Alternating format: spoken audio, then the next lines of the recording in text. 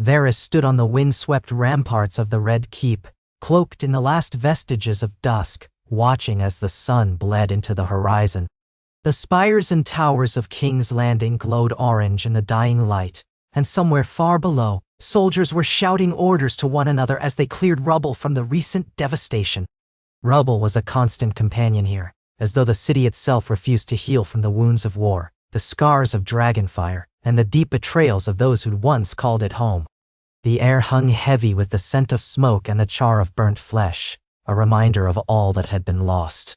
Varys' gaze drifted toward the distant silhouette of Daenerys' largest dragon perched atop a collapsed tower, its monstrous shape dark against the pale sky. Not so long ago he had feared Daenerys Targaryen's wrath. He had feared her dragons and the furnace of her anger. Now he stood on this precipice with a resolution that stunned even him. He would bring forth a new era, a shared rule, one that might preserve her virtue and Jon Snow's sense of honor in equal measure. The realm needed them both, he believed, and Varys, master of whisperers, the spider, had never lacked conviction when it came to the greater good.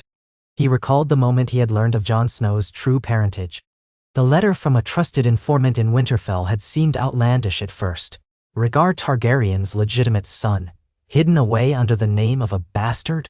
It was the kind of rumor he would have dismissed if he hadn't also heard it whispered from multiple corners of the north, from scribes who noticed old genealogical records vanishing from the library in Old Town, from servants who overheard cryptic conversations between Bran Stark and Samwell Tarly.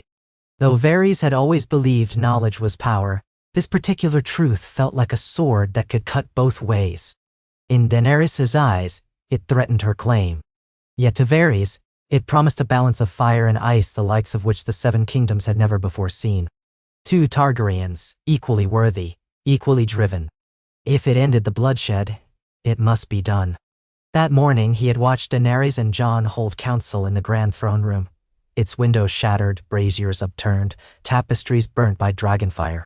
An uneasy hush had fallen over the assembled lords and ladies, who had come to see which Targaryen would declare final supremacy. Tension crackled in the air like the hiss of steel being sharpened. Even the unsullied, stoic as ever, shared looks of uncertainty. Varys' keen eye noted how Daenerys' face had grown wan, her silver-gold braids undone in places from sleepless nights, her lips pressed into a taut line. Jon, for his part, looked as he always did in times of political strife, like a wolf in a trap. He was no politician, and that was precisely what people found so compelling about him. He spoke with sincerity, though never enough to reveal everything he thought. Now, with his plan ready to unfurl, Varys leaned over the stone parapet and exhaled slowly. He could feel the realm on his shoulders. He had spent a lifetime claiming to serve the people, but never had the burden felt so tangible.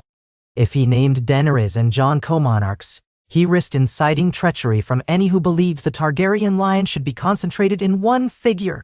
He also risked angering the fervent northerners who disliked bending the knee to any Targaryen. Yet that risk, he had decided, was far smaller than the alternative, putting the entire realm at the mercy of a single ruler's potential tyranny or a singular ruler's unpreparedness. Jon was benevolent, but the burdens of rule might break him. Daenerys was determined, but the tides of her anger might drown her compassion. Each had half the puzzle of a just reign. United, they could become something more, something greater. At least that was his desperate hope. He descended the steps inside the castle, each footstep echoing in the cold, desolate corridors.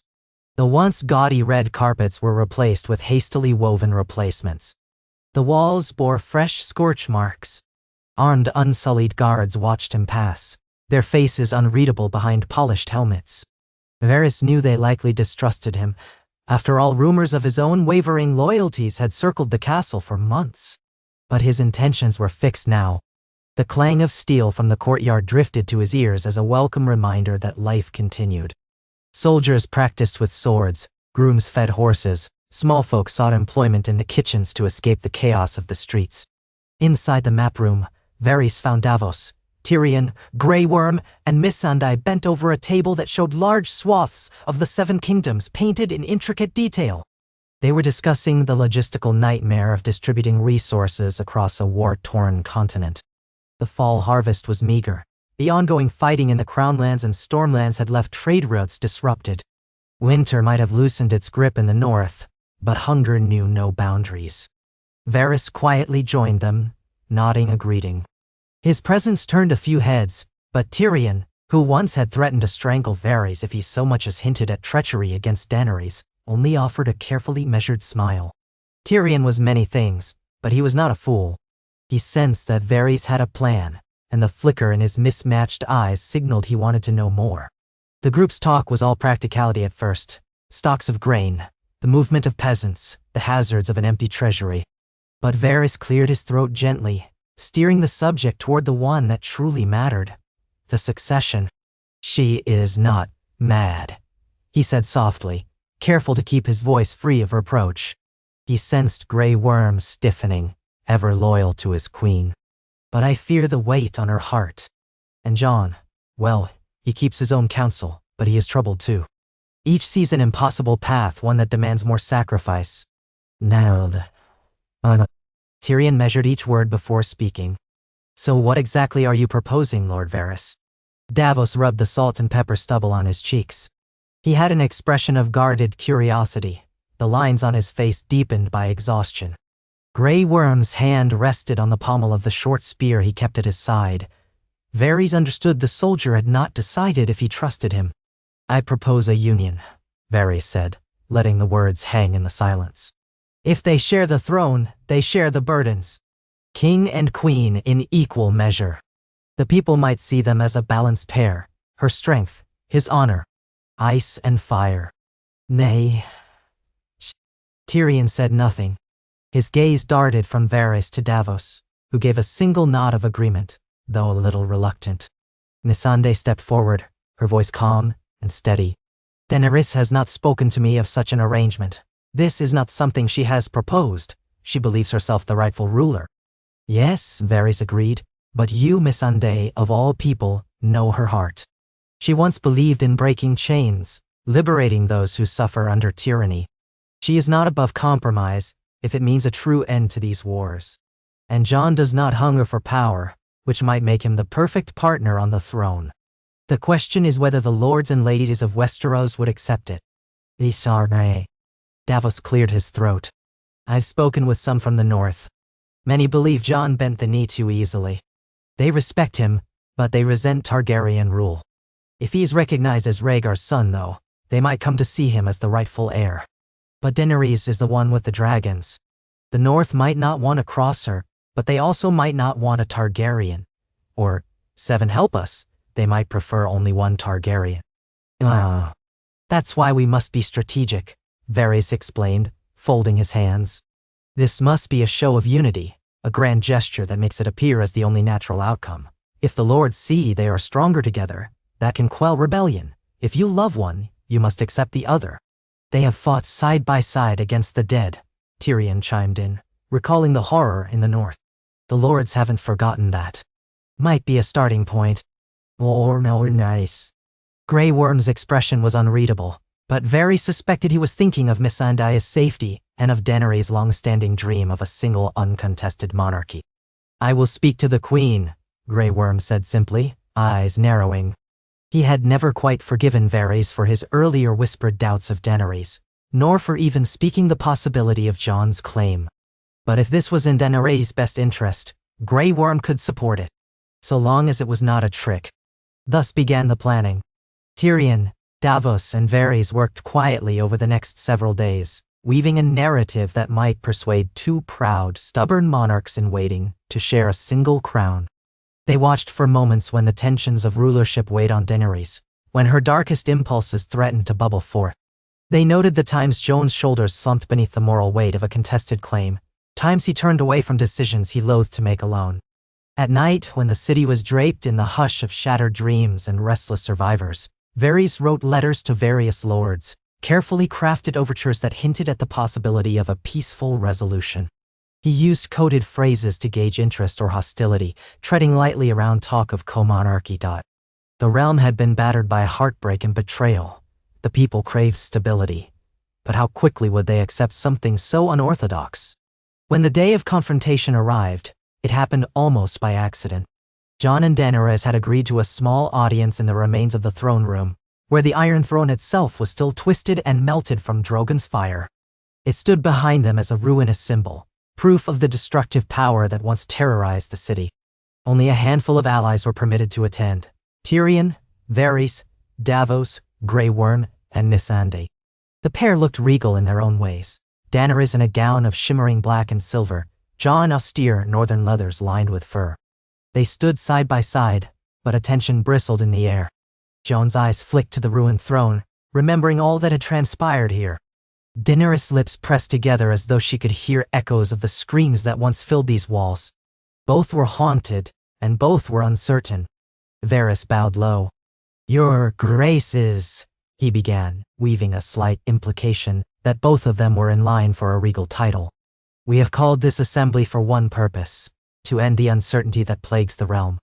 The people of King's Landing, and all of Westeros, deserve to know who leads them. While some might counsel war to enforce a single claim, we, your advisors, humbly suggest another path." Norse. Daenerys' pale eyebrows rose. She glanced at Jon, and he looked momentarily uneasy. Tyrion took a step forward.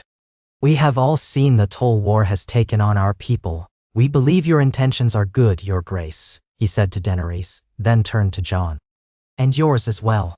But the realm will not rest until it knows its future is secure. It has come to our attention as your loyal counselors that perhaps the best way to secure that future is to combine both claims." "Nah, wanna watch that, eh?" Jon looked at him sharply. "I never wanted the throne." Daenerys' eyes flashed. "Nor do I wish to cede mine." A quick, brittle silence followed. She inhaled, trying to steady herself. "What exactly do you propose?" Varys' calm voice filled the void. "We propose Co-Monarchy. That you rule together. A Targaryen house reborn, one that honors both of your names. The king in the north who risked his life for all of humanity, and the breaker of chains who freed thousands from tyranny. Both legacies bound as one." Daenerys' expression was a storm of emotion. She glanced around the room, as though searching for betrayal or hesitation.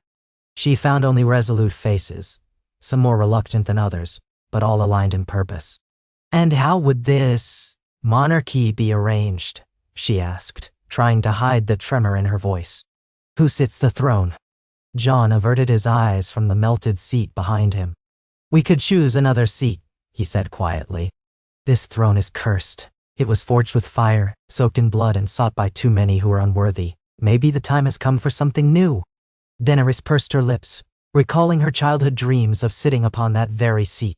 She had spilled tears and, yes, blood to reach this place. Yet as she looked at the blackened lumps of metal, she recalled the roar of Drogon, the final shriek of the city's defenders. She closed her eyes. "Perhaps," she agreed, her voice tentative. "But a Targaryen is meant to sit the Iron Throne, or so I believe." Tyrion chose his words carefully. "The Iron Throne itself has been an illusion. It symbolizes power, yes, but power is in people's hearts, in their loyalty, in the unity of houses. Let this be an age where power does not rest on a single seat of melted swords." Daenerys turned to Jon. Their eyes locked in a moment of unspoken understanding. They had fought so many battles together, faced the White Walkers, lost dear friends, watched their armies dwindle. They had come to trust each other, even when circumstances threatened to tear them apart. Yet sharing the throne meant compromising the singular identity each had fought to establish. Jon stepped closer to her, his voice low. "If this is what's best for the realm, I will do it," he said, quiet but firm. "But I don't want to be king alone. I've never wanted that." Her breath caught in her throat. Memories flitted through her mind. The Dothraki Sea, the unsullied, steadfast devotion, the final words of Jorah Mormont urging her toward mercy and compassion. She thought of all the times she had dreamed of red doors, lost loves, an unbreakable destiny. Sharing a crown might be the only way to avoid further bloodshed, and the only way not to lose Jon in the process. "I will try," she breathed. "If it is done with respect, if it is done so that our people do not suffer another day." Varys felt a rush of relief so powerful that he had to steady himself on the edge of a broken pillar. Davos nodded, adding softly, "Then let's not wait. Let's show the realm something different today. They set about the ceremony as hastily as it was determined. The great hall had been destroyed in many places, so they cleared rubble as best they could, draped fresh banners of the Targaryen sigil, three-headed dragon in black and red, along with the dire wolf of House Stark. The merging of sigils was something Tyrion, Davos, and Missandei debated for several hours, while Jon and Daenerys paced the corridors in anxious anticipation. The final design was an artful combination of the Stark dire wolf and the Targaryen dragon encircling each other, a powerful image of ice and fire in balance. Word spread through the city like wildfire that a coronation was about to take place. At first, the small folk, traumatized by the sacking of King's Landing, approached the Red Keep only warily. Yet curiosity drew them out of hiding. Peasants, merchants, refugees all filtering up the winding streets to witness this new claim. Many were uncertain, filled with fear that the Dragon Queen who had scorched the city might be crowned without challenge. But the rumor that the Northern King, who had ridden a dragon and fought the dead, would share the throne tempered some of that fear. By midday, the open spaces around the keep were crowded. The ragged cries of the wounded and hungry melded with the hushed voices of speculation. Varys took his place on a hastily erected dais in what remained of the throne room. He could feel sweat beading on his brow despite the chill that lingered in the shadowed halls. This was the culmination of his entire life's work, in a way, the moment he had always claimed to serve, when the realm might finally find peace under rulers who cared more for the people than for themselves. He could almost hear the spirits of every king and usurper, every politician and manipulator who had once walked these halls, judging him. Tyrion, wearing a clean black doublet embroidered with silver thread, stood just behind Varys. Davos was on his left, his posture rigid, an old knight sense of duty in every line of his body. Grey Worm and the Unsullied formed an honor guard around Daenerys, who awaited the final summons. Jon stood nearby, fiddling with the clasp of his cloak, looking profoundly out of place in the remnants of Targaryen pomp. Missandei moved gracefully among them, her presence a calming balm, ensuring that each part of the ceremony proceeded without chaos. A hush fell as the time came. The battered crowd parted, and Daenerys Targaryen stepped forward. She looked regal, but the haunted lines on her face gave her a solemn cast, as though she bore the weight of countless lives. At her side was Jon Snow, his posture taut, his dark hair pulled back. There were no septas or high septon left in the city who could be summoned to bless this event officially, so the ceremony unfolded in a raw, informal manner. Varys cleared his throat, his voice carrying through the destroyed hall. "People of the Seven Kingdoms," he began, "we gather today in the spirit of renewal. Through fire and blood, through ice and war, we have seen an age of darkness. But from that darkness, two figures have emerged. Daenerys Stormborn of House Targaryen, the unburnt, mother of dragons, breaker of chains, Khaleesi of the Great Grass Sea. She has proven her resolve to free the oppressed, to guide the realm to a better future. Jon Snow, born Aegon Targaryen, the Wolf of the North, the Watcher on the Walls, the one who risked his life for the realm beyond the safety of his birthright. He has proven his honor, his willingness to lay aside pride for the greater good. We stand here, witnessing a new covenant, two souls, two claims, united for the sake of peace." "No." His voice resonated among the gathered watchers. Davos bowed his head. Tyrion remained silent, letting Varys' words lead the ritual. Grey Worm's gaze flickered protectively over Daenerys, but he held his place. Jon shifted, self-conscious. He had never relished public displays. Daenerys gently placed her hand over his, a subtle sign of reassurance. Varys continued, "We bear witness today as each pledges themselves to the realm, to its people, and to each other. May their combined reign guide us from these ruins into a new dawn." The words felt rehearsed, but they resonated nonetheless. Varys bowed to Jon, and in that gesture acknowledged the truth of his lineage. "Jon Snow Aegon Targaryen, will you join your claim with Daenerys in full devotion? Will you swear to protect and serve the realm, to uphold its laws and justice alongside your queen?" Jon's throat constricted. Publicly affirming this vow would tie him to a destiny he had never sought. But he thought of the North, the families that survived the winter, the men who had died under his command. He could not walk away. "I will," he said quietly. "I swear by the old gods and the new, I will serve the realm and stand beside Daenerys Targaryen." Varys then turned to Daenerys. "Daenerys Stormborn, will you pledge to share your rule equally, to let Jon Snow, Aegon Targaryen, help guide the realm? Will you promise to uphold the freedom you have championed, to see that your dragons serve not only your desire, but the greater good of all?" Daenerys felt the pull of memories, her brother's cruelty, her father's madness, her own moments of rage that had nearly claimed her soul. She glanced at Jon. She had once said that she had only known fear in this land, not love. But here was someone she trusted, who tempered her darker impulses. "I will," she said, her voice quavering only slightly. "I pledge to share rule with Jon Snow and to defend the people who look to us for hope." Silence settled in the ruined hall, a palpable tension as everyone braced for any sign of rejection from the crowd. But a low murmur began instead, a cautious acceptance, as though the people were too worn by war to do anything but hope. Then Tyrion stepped forward, clearing his throat. From a small chest on the table behind him, he withdrew 2 simple crowns. They were not the grand spiked circlets of old Valyria, nor the polished gold monstrosities of the Baratheon kings. These were modest circles of silver and iron, each set with a single gemstone representing the union of their houses, a red stone for the Targaryen heritage and a white stone for the northern line. He offered the first crown to Daenerys. She hesitated, her eyes flicking to the melted iron throne in the background. Slowly, she reached out, took the crown, and placed it upon her own head as if shouldering the burden anew. Tyrion then handed the second crown to Jon. Jon hesitated longer, but ultimately accepted it. The cold metal circled his brow, and he felt an odd weight settle about him. The hush in the hall remained, but Tyrion raised his voice to a near shout. "Behold your king and your queen, joined in purpose!" Cheers did not erupt as they might have in a triumphal scenario. Instead, a cautious roar of acceptance rose. Some who watched were too weary to exult, others still harbored resentment or fear. But enough voices cried out in hope that the tension began to thaw. Varys exhaled, relief washing over him like a breaking storm. It was done. They were co-monarchs. Afterward, the ceremony concluded quickly. There was no feast to celebrate, only the uncertain business of rebuilding the city and the entire realm. Daenerys and Jon exited the throne room side by side, their crowns catching the meager sunlight that poured through shattered windows. The crowd outside parted for them as they stepped onto a high balcony that overlooked King's Landing.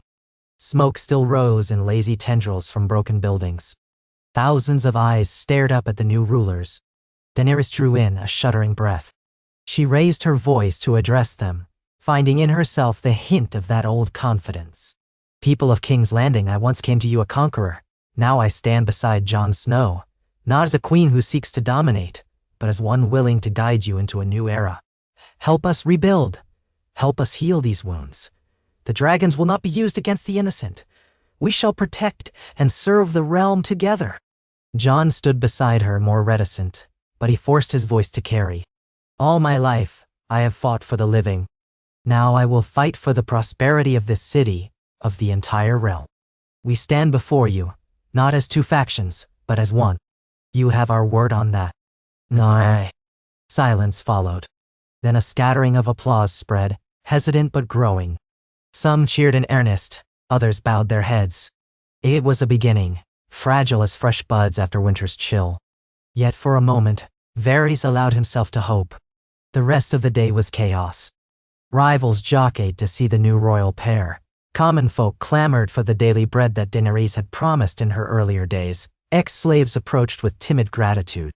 In the corridors of the Red Keep, soldiers from the north greeted unsullied with cautious nods. A mutual respect had been forged in the war against the dead, but old habits died hard. Grey Worm oversaw the reorganization of the city watch. Tyrion dispatched ravens to every corner of the 7 kingdoms, proclaiming the new co-monarchy. Davos became an intermediary, ensuring that lords loyal to Jon understood the arrangement and found it palatable. Missandei drafted official proclamations in multiple languages, mindful of the foreigners who might be curious about this power shift.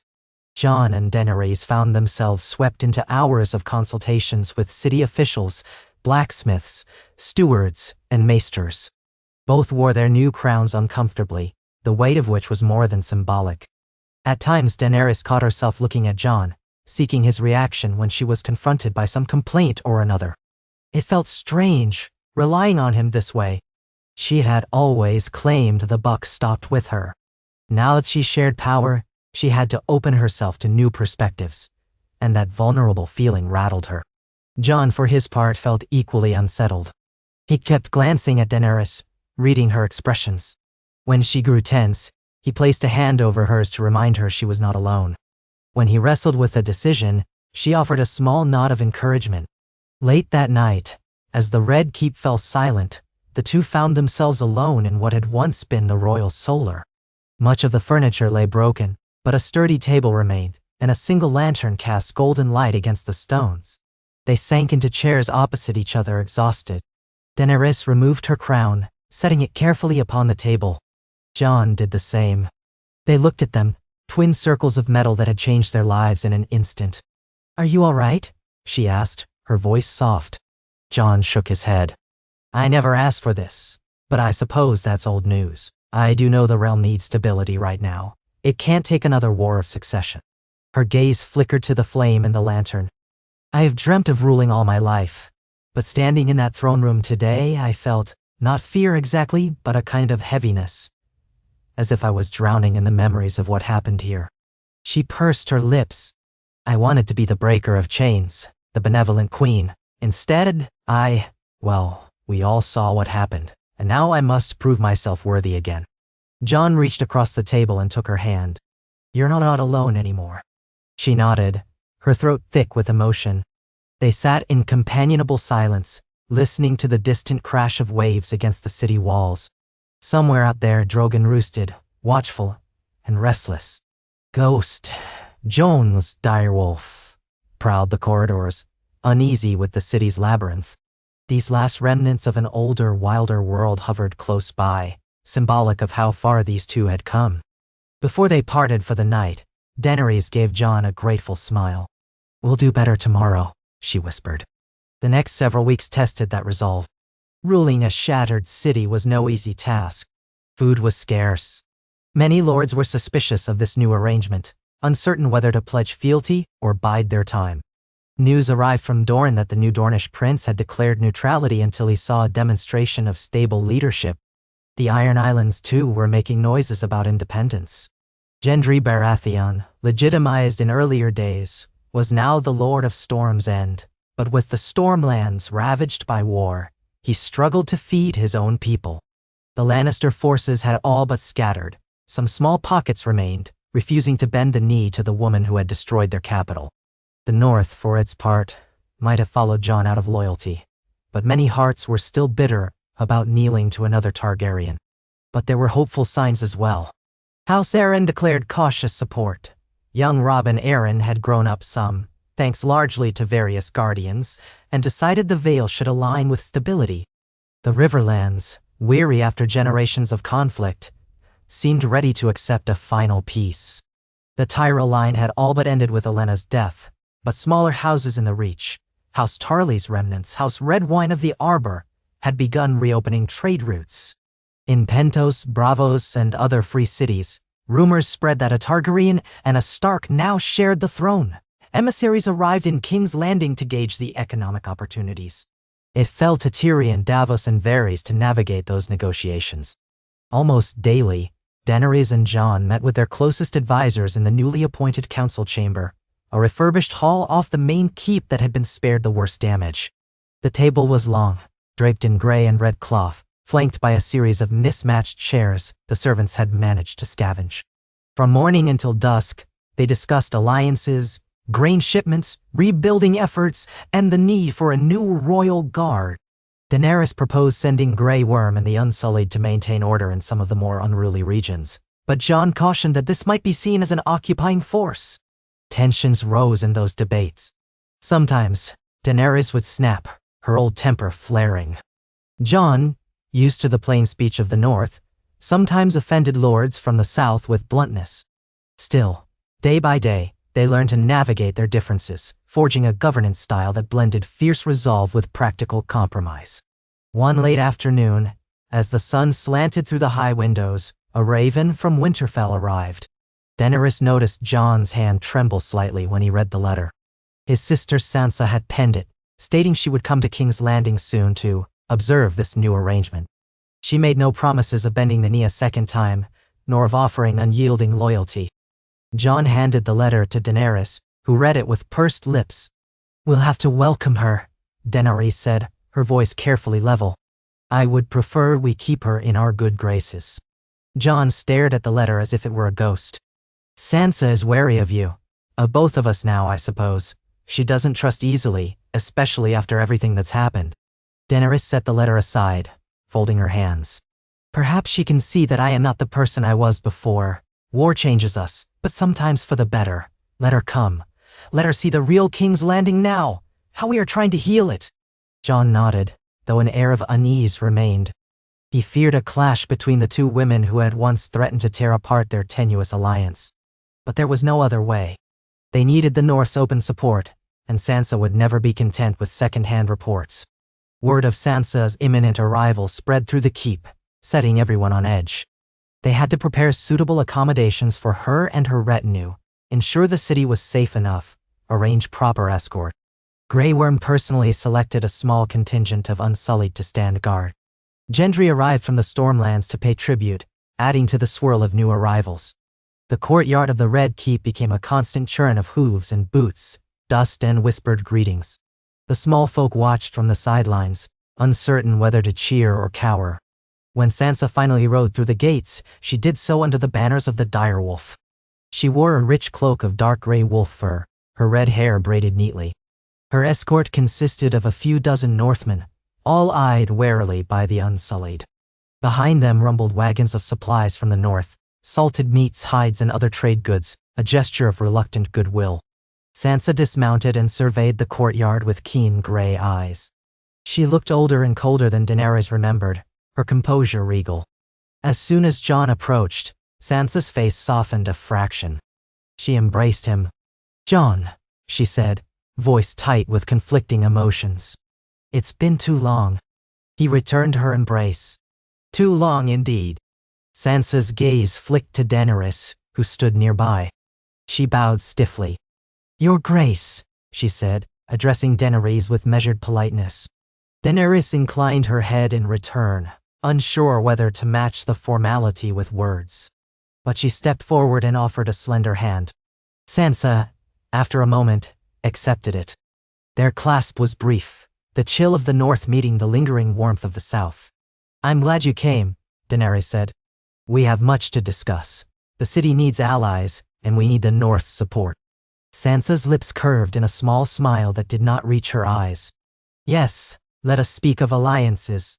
In the days that followed, Sansa observed everything. She walked the city in disguise, seeing the burned-out shells of buildings, hearing the stories of survivors. She joined council meetings, seated beside Jon, arms folded as she listened to Daenerys' plans. She studied the Targaryen forces, the Unsullied, the remnants of the Dothraki. She asked the small folk their opinions of the new monarchy. Gradually, she saw the hesitant hope that people clung to when they saw Jon and Daenerys together. They seemed to temper each other's extremes. Daenerys' passion might have threatened to spiral into tyranny, but Jon's quiet humility counterbalanced it. Jon's reluctance to command might have led to indecision, but Daenerys' resolve gave him direction. Sansa also noted Daenerys' attempts to be kinder, to greet children on the streets, to speak gently to them. She saw how Daenerys listened to Jon's counsel when deciding how to handle rebellious lords. Still, she retained a measure of skepticism. In private, she shared her doubts with Jon. "You truly believe she's changed? That she can forgive the realm for not embracing her immediately?" "Yeah, and I." Jon ran a hand through his hair, sighing. "I think she's trying to change. No one's perfect, Sansa. I've seen her darkest moments, but also her mercy. The truth is, I don't think any of us came out of this war unscathed." He looked at his sister, eyes heavy with regret. "What I did, giving up my claim to the North, bending the knee, I did for survival. But now we have a chance for something better." Sansa gazed at him for a moment, then nodded slowly. She let out a breath. "All right. I suppose I'll have to see how it goes." She found an unlikely confidant in Tyrion, with whom she walked the charred gardens one midday. Tyrion, sipping from a small flask, spoke gently of Daenerys' virtues and vices. He did not sugarcoat her failures, but he insisted the horrors of King's Landing had instilled in her a deep sense of remorse, one that fueled her current push for peace. Sansa listened, noting the sincerity in Tyrion's voice. It was not blind devotion but informed loyalty. She also recognized that Tyrion saw a stability in the shared throne that he had never witnessed under previous rulers. The wounds inflicted upon the realm were severe. A single ruler, untempered by balanced counsel, might worsen them. But two rulers who respected each other might do better. By the end of her second week in King's Landing, Sansa presented herself before Jon and Daenerys in the refurbished council chamber. She was dressed in northern attire, but had set aside her heavy fur cloak. When she spoke, her voice carried the unwavering authority she had learned from Cersei, from Littlefinger, from all the cunning mentors who had shaped her survival. "I have seen enough to make my decision," she said. "The North will accept your shared rule, for now on one condition." Daenerys' posture stiffened. "Condition?" she echoed. Sansa nodded.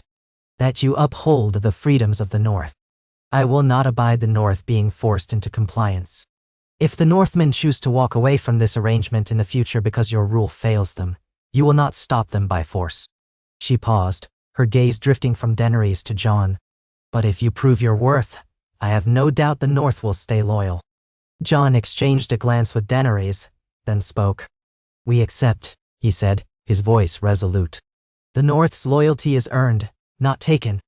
Daenerys swallowed her pride. She saw the stubborn set of Sansa's jaw and recognized that bridging this gap was necessary. "We will rule justly," Daenerys replied. "You will not regret your trust, Lady Stark." A flicker of gratitude touched Sansa's eyes. She inclined her head. "Then the North pledges itself to the new monarchy, for the good of the realm and the good of our people." With that, the tension in the room dissipated, replaced by a cautious alliance that would shape the days to come. Varys, observing all of this from a corner, felt a rare stirring of optimism. The realm was slowly knitting itself back together, though the patchwork was fragile. If they navigated these early trials well, perhaps the Seven Kingdoms would one day recall this moment as the dawn of a new age of unity. And if they failed, well, he could not allow that outcome. For now, he would continue weaving his whispers, ensuring that any threats to this fledgling monarchy were countered. Already, he had heard rumors of Lannister loyalists who plotted in the shadows, brazenly cursing the Targaryen name.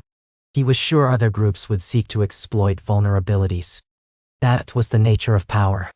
In the months following, Daenerys and Jon faced crisis after crisis.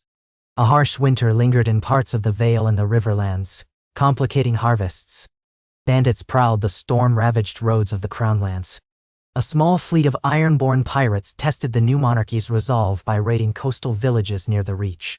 Daenerys, with a flicker of her old fierceness, ordered a detachment of her Dothraki and Unsullied to confront them.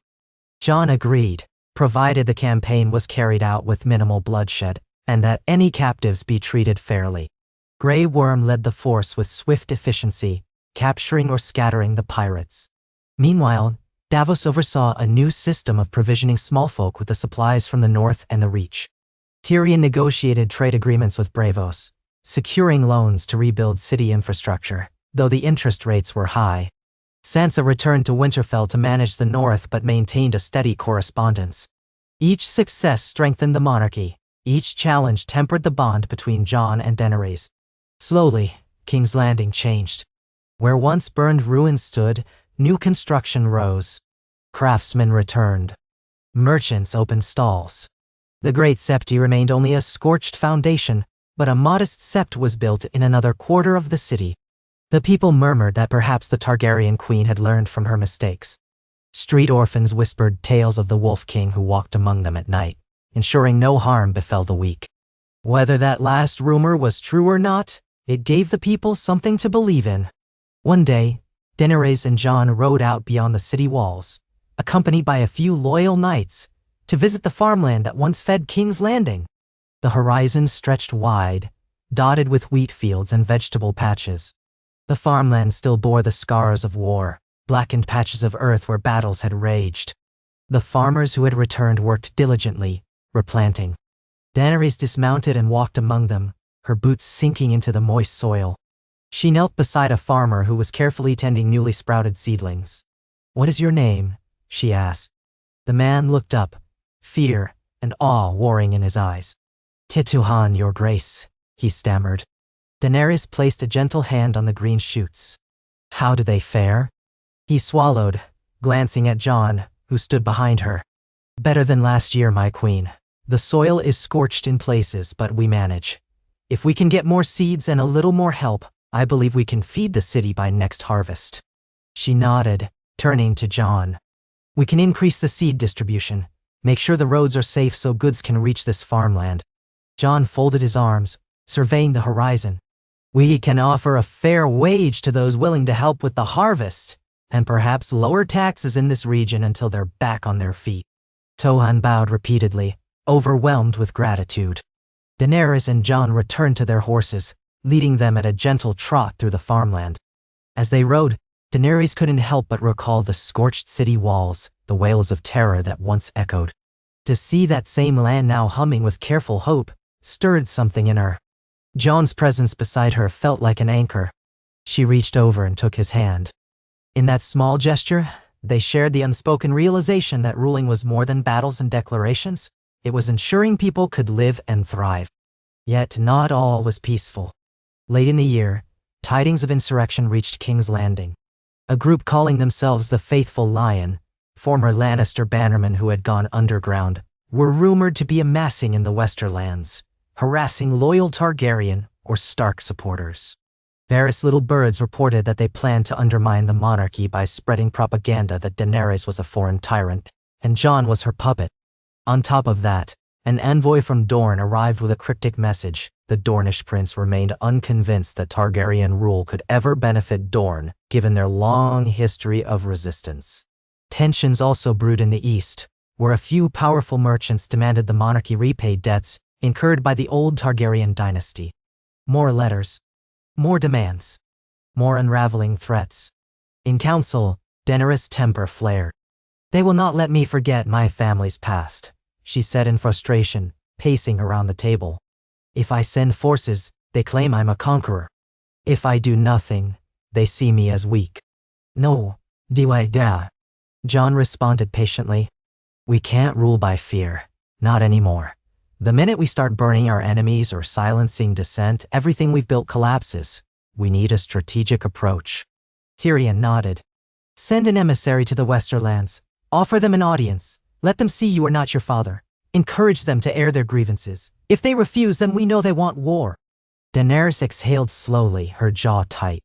The memory of Missandei's death, the betrayal of the city, the final destruction, those ghosts still tugged at her reason.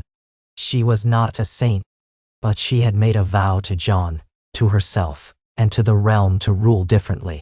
So she said in a measured tone, "Yes, we will try words first." Jon reached for her hand under the table, offering silent encouragement. She squeezed it back. Even as they planned to quell rebellions, sign trade pacts, and rebuild the city, their personal bond deepened. They found small moments to share laughter, such as when they practiced training drills together in the courtyard, or when they visited the newly constructed children's home Daenerys had funded with the war chest seized from old Lannister coffers. There was still tension at times, especially when decisions clashed with one's sense of morality or practicality.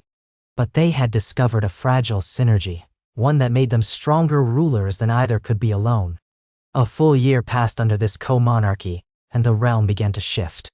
People spoke of the two-headed crown, sometimes with hope, sometimes with cynicism. Taxes were restructured to fund reconstruction projects in King's Landing, the Reach, and the Riverlands. Gradually, the roads grew safer as Daenerys' forces and northern patrols collaborated. Trade caravans from Essos once again found welcome in the city. Septs were rebuilt, small markets reopened. In time, a great feast was planned to celebrate the harvest, modest though it was. Jon insisted that they share the bounty with the small folk, remembering how such gestures in the north had boosted morale. Daenerys agreed, recalling the generosity that had once endeared her to freed slaves across the sea. Despite lingering resentment from some corners, a cautious optimism took root. The realm had not fallen apart under shared rule. In fact, many saw it as more stable. If one ruler wavered or struggled, the other could step in. At the feast, held in a refurbished banquet hall with fresh tapestries, the monarchy showcased unity.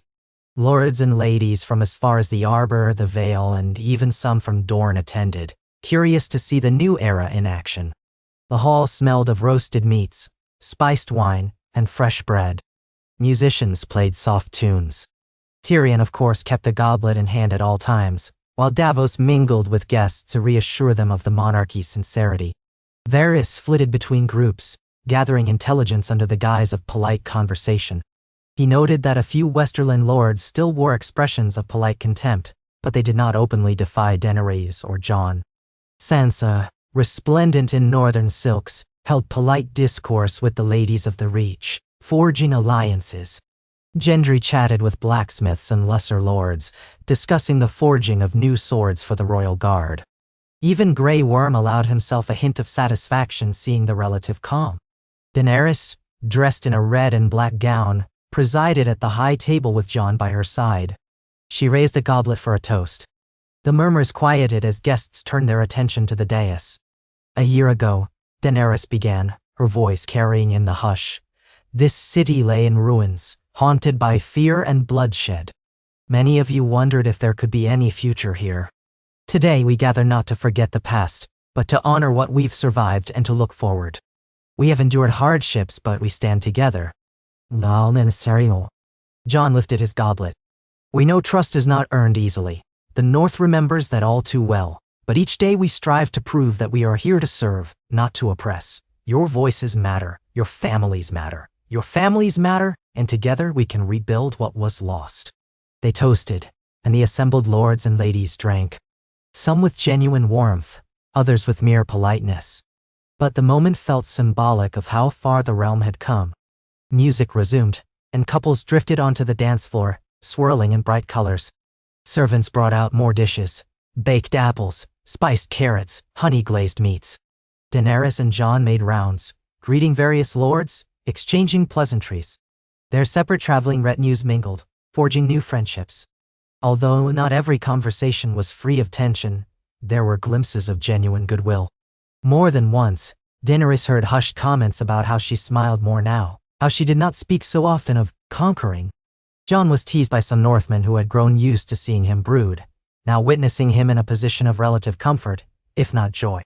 Slowly, the tension of the feast mellowed into a cautious acceptance that yes, this might actually be working. Later that night, as the guests began to retreat to their chambers, Daenerys and Jon found a moment of quiet on a balcony overlooking the city. Lantern light glimmered off the refurbished rooftops, and somewhere in the distance, Drogon roared, an echo of that old primal power.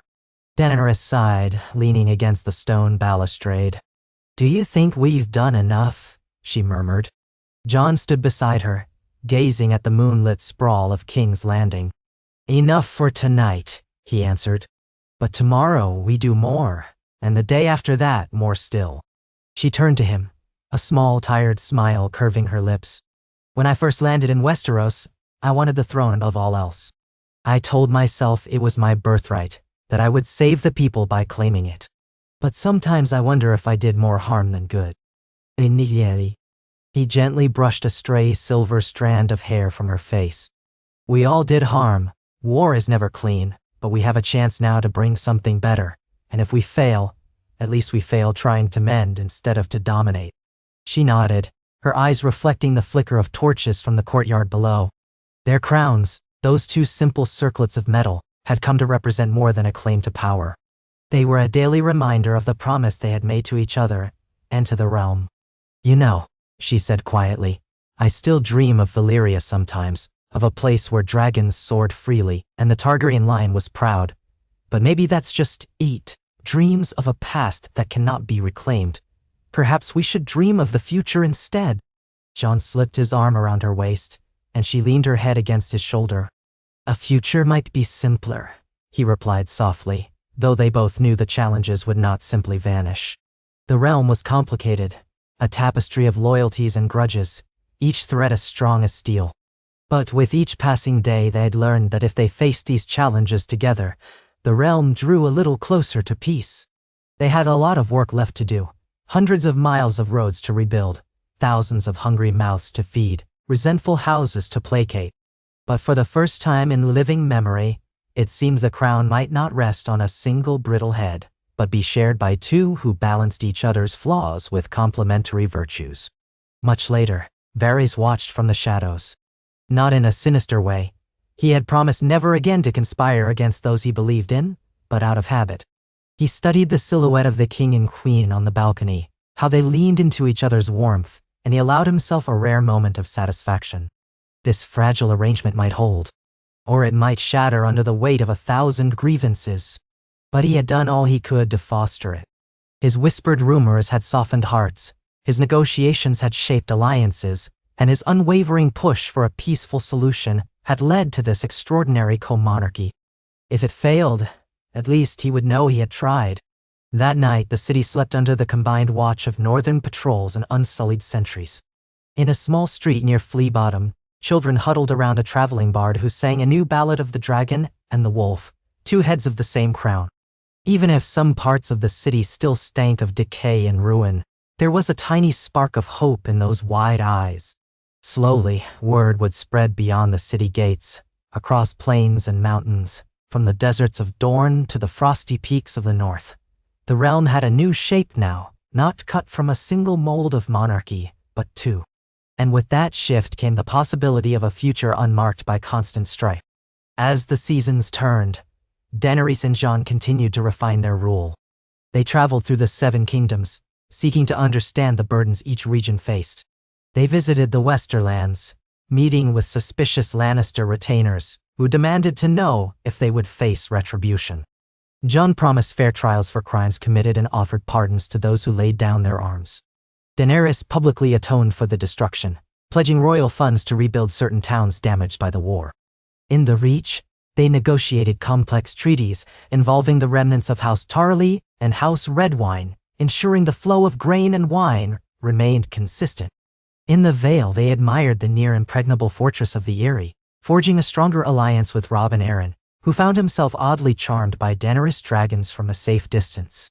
In the north, they presided over a great gathering of clans, listening to their complaints about southern meddling and promising to grant them autonomy in local matters. Sansa stood with them, representing northern interests. While she maintained a watchful eye, her posture showed something akin to acceptance, even pride at how Jon carried himself. As for Daenerys, she worked to mend the resentment still lingering from their earlier tension, showing genuine respect for the cultural traditions of the North. The presence of the dragons, Drogon and the smaller Rhaegal, was a spectacle wherever they went. Yet Daenerys now used them as symbols of grandeur and guardianship rather than instruments of terror.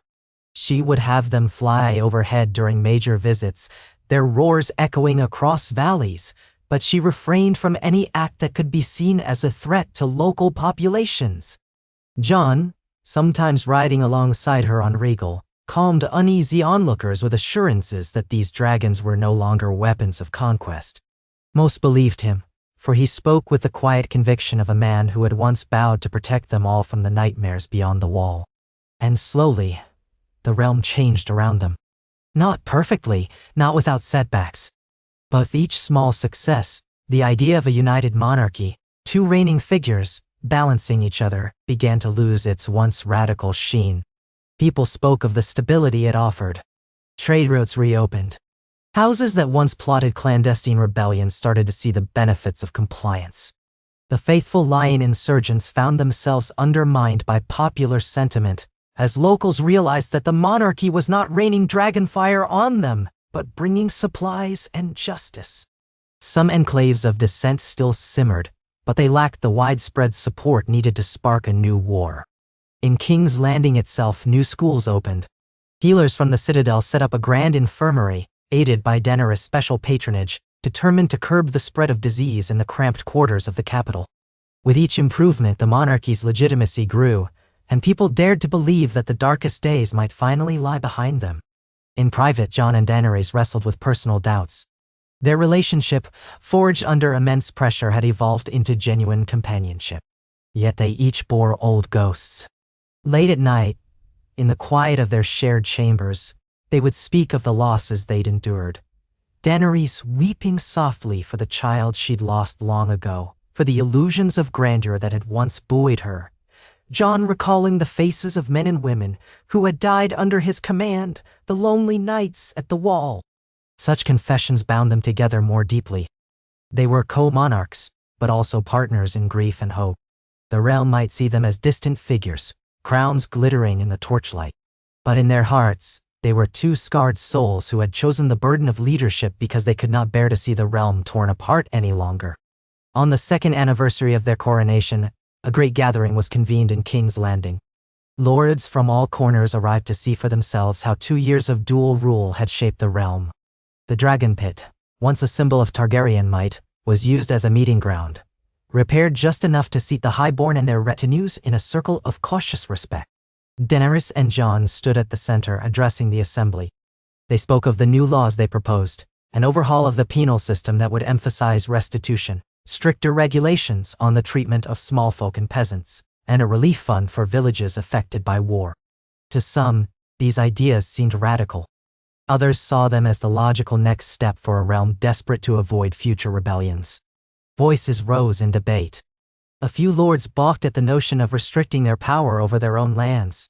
Some demanded more privileges, threatened to withhold taxes. Tensions flared. Yet, as the hours wore on, the presence of both a wolf king and a dragon queen, standing side by side, calmed the uproar. They displayed an uncanny ability to read each other's cues.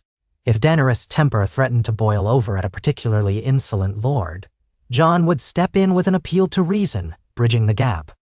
If Jon's humility prevented him from asserting a necessary authority, Daenerys offered a firm stance. Bit by bit, the assembly reached agreements. Not perfect ones, but compromises that might keep the realm moving forward. When the talks concluded, the lords dispersed, some grudgingly, but overall in an air of acceptance. The co-monarchy, it seemed, was no passing phase. It was a living reality. That evening, back in the Red Keep, Varys found Daenerys in the Hall of Windows, gazing down at King's Landing in the twilight. She had removed her crown, setting it on a nearby table. He approached quietly, his steps echoing in the hush. She glanced over her shoulder, acknowledging him with a faint smile. "Lord Varys," she said, "what brings you here?" "I merely wish to see how your grace fares after such a day," he replied, folding his hands in front of him. She turned back to the window.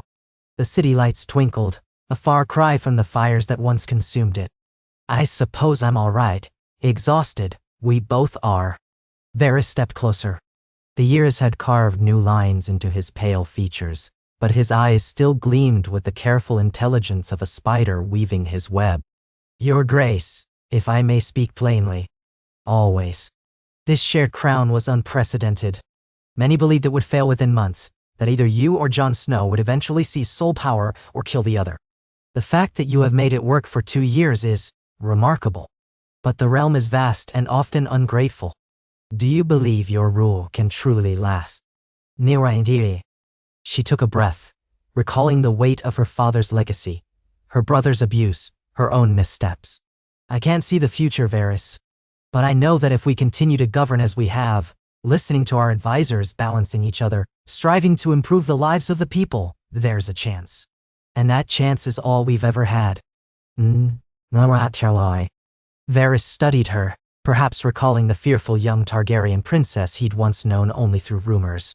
Now she stood here, crownless for the moment yet regal in her bearing, tempered by hardship, supported by a partner in rule. "Well spoken, my queen. I believe the realm has not seen such a thing before. A monarchy that shares its power. The more radical among us might even call it the first step towards something resembling democracy. But that is a conversation for another age, I suppose." A small wry smile tugged at her lips. "One step at a time, Lord Varys." He inclined his head, letting her slip into a private reverie. Outside, the city lived on, whores and cutpurses in the street, wealthy merchants dining in tall townhouses, street children dozing in alleyways. The complexities of life in King's Landing would not vanish overnight, but the foundation for a more equitable, stable realm had been laid. In the days that followed, visitors came from across the seas.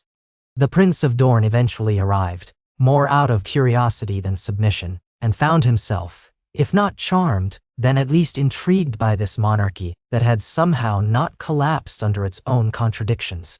He left King's Landing with promises of future negotiation. From Braavos, an envoy of bankers pressed for repayment of old Targaryen debts. Daenerys and Jon negotiated new terms that would ease the realm's financial burden. In the north, Sansa acted as the monarchy's partner in rebuilding battered holdfasts. She coordinated with Daenerys' envoys, forging economic ties that benefited northern industries. And thus, the realm slowly wove itself back into a functioning tapestry, each thread a different color, each region maintaining its identity, but bound under the shared rule. Over time, the small folk coined new nicknames for the king and queen. Jon was called the White Wolf, symbolizing his northern heritage, and sometimes the Steady Sword for his fair-handed leadership. Daenerys was called the Dragon of Mercy, an ironic twist after the devastation that had once befallen King's Landing, but the moniker spread when she pardoned former enemies and sponsored charitable works. Together in songs and street ballads, they became the twin crowns of ice and fire. The children who grew up in this era saw a queen with silver hair and a king with dark curls, ruling side by side, disagreeing often but finding ways to reconcile, each incomplete without the other. They whispered stories of how the dragons soared overhead while the deerwolves roamed the palace grounds, myths and half-truths that future generations would embellish. Had anyone asked either Daenerys or Jon if this was how they imagined their lives unfolding, they would have laughed bitterly. Neither had foreseen this outcome, least of all Daenerys, who had once fantasized about sitting the Iron Throne alone as the rightful Targaryen monarch. Nor Jon, who had taken vows with the Night's Watch, never dreaming he was a prince by birth. Yet fate, war, and the careful machinations of one master of whisperers had conspired to place them in this shared destiny. And, surprisingly, it worked. Not perfectly, not without stumbles or moments of near catastrophe. But it held, day after day, forging a new standard for Westerosi rule. When the first snows of another winter dusted the red rooftops of King's Landing, Daenerys and Jon looked out from the same balcony where they had once observed the city's ruins. The wind was chill, carrying with it echoes of the winter storms that hammered the north. Daenerys shivered slightly beneath her cloak, remembering the balmy climate of Essos. Jon exhaled, seeing his breath crystallize in the air. He turned to her. "Remember the day Varys proposed this madness?" She laughed, a soft sound. "Yes, we both seemed so uncertain, angry even. We wanted to do what was right for the realm, but each of us was so entrenched in our own sense of duty. And yet," Jon murmured, "here we are." She threaded her arm through his, resting her head on his shoulder. "Do you regret it?" He gazed at the pale swirl of snow against the black sky. "I regret the lives lost, the blood spilled before we reached this point. But do I regret sharing the throne with you? No, not if it means peace." Daenerys closed her eyes. She sensed the presence of the city below them, hearts beating with the promise of another day. Perhaps in time, the realm would forget the tumult that led to this arrangement, and simply accept it as the way things were. Perhaps children would grow up believing that a king and queen, bound in equal power, was normal. It was a quiet dream, but she clung to it. "Thank you," she whispered, "for standing beside me." He placed a gentle kiss on her forehead. "And you, for tempering my reluctance." They stood there for a long while, two figures wrapped in fur and cloth, wearing crowns that no longer felt so foreign.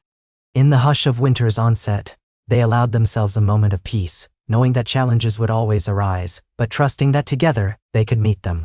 Varys' grand experiment had become a living reality, and despite all odds, the twin crowns of ice and fire were forging a legacy unlike any Westeros had seen before. Below, in the twisting alleys, the small folk huddled near their hearths, speaking in hushed tones of how life had improved, or sometimes complaining it hadn't improved enough. In the keep's guardrooms, the unsullied and northern soldiers swapped stories over bowls of stew, forging friendships that would have seemed impossible a few years prior. In the distant corners of the realm, lords found themselves navigating new forms of negotiation, no longer able to rely on the weaknesses of a single monarch. And so the wheel that Daenerys had once vowed to break was, if not shattered, at least cracked enough to let new possibilities in. That night in the Red Keep, the new monarchy slept.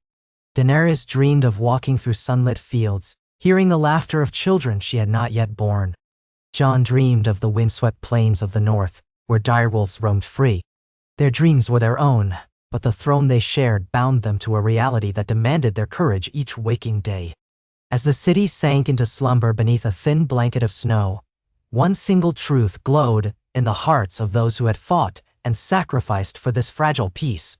Sometimes, two heads were better than one, especially when both carried the legacy of dragons and wolves, forging a realm built on both justice and mercy. And in a quiet corner of the library, long after the city's lights had dimmed, a tall cloaked figure perused the archives. Varys, the spider, sought no personal glory. He read old histories of previous kings, noting how pride had undone so many. He thought of Rhaegar Targaryen, whose secrets had unwittingly set this entire course in motion. Now, in the hush of night, as candlelight flickered across dusty tomes, Varys smiled to himself. If any future scribe documented these events, perhaps they would say that the spider's final legacy was ensuring that the people of Westeros got not a single tyrant, nor a single reluctant hero, but a pair of rulers who balanced each other's flaws, who shared one crown, and who in doing so might just have given the realm its best chance at peace in 1,000 years. He closed the book, placed it gently on the shelf, and disappeared into the shadows, content with the knowledge that he had done his part for the realm he served. And in the hush of the Red Keep, the twin crowns, King Jon Targaryen and Queen Daenerys Targaryen, remained, a testament to what could happen when conviction and compromise walked hand in hand. All through the Red Keep's winding corridors and vaulted halls, a hush fell upon the night. Beyond the curtain of darkness, King's Landing slept fitfully, beset by its usual undercurrent of night cries and distant quarrels. A city could never fully rest, not when it housed so many souls. Yet, in this realm's new era of co-monarchy, a certain tempered peace hovered in the capital's air, gentler than it had been in decades. High up in the private solar adjoining the royal apartments, the Wolf King and the Dragon Queen lingered at a simple wooden table set with candles. Its surface was scattered with missives, half-written letters, a few maps. A soft wind rattled the window. Outside, the moon shone on the city's sloped rooftops and whispered through the ruins, still scattered along the edges of cramped neighborhoods.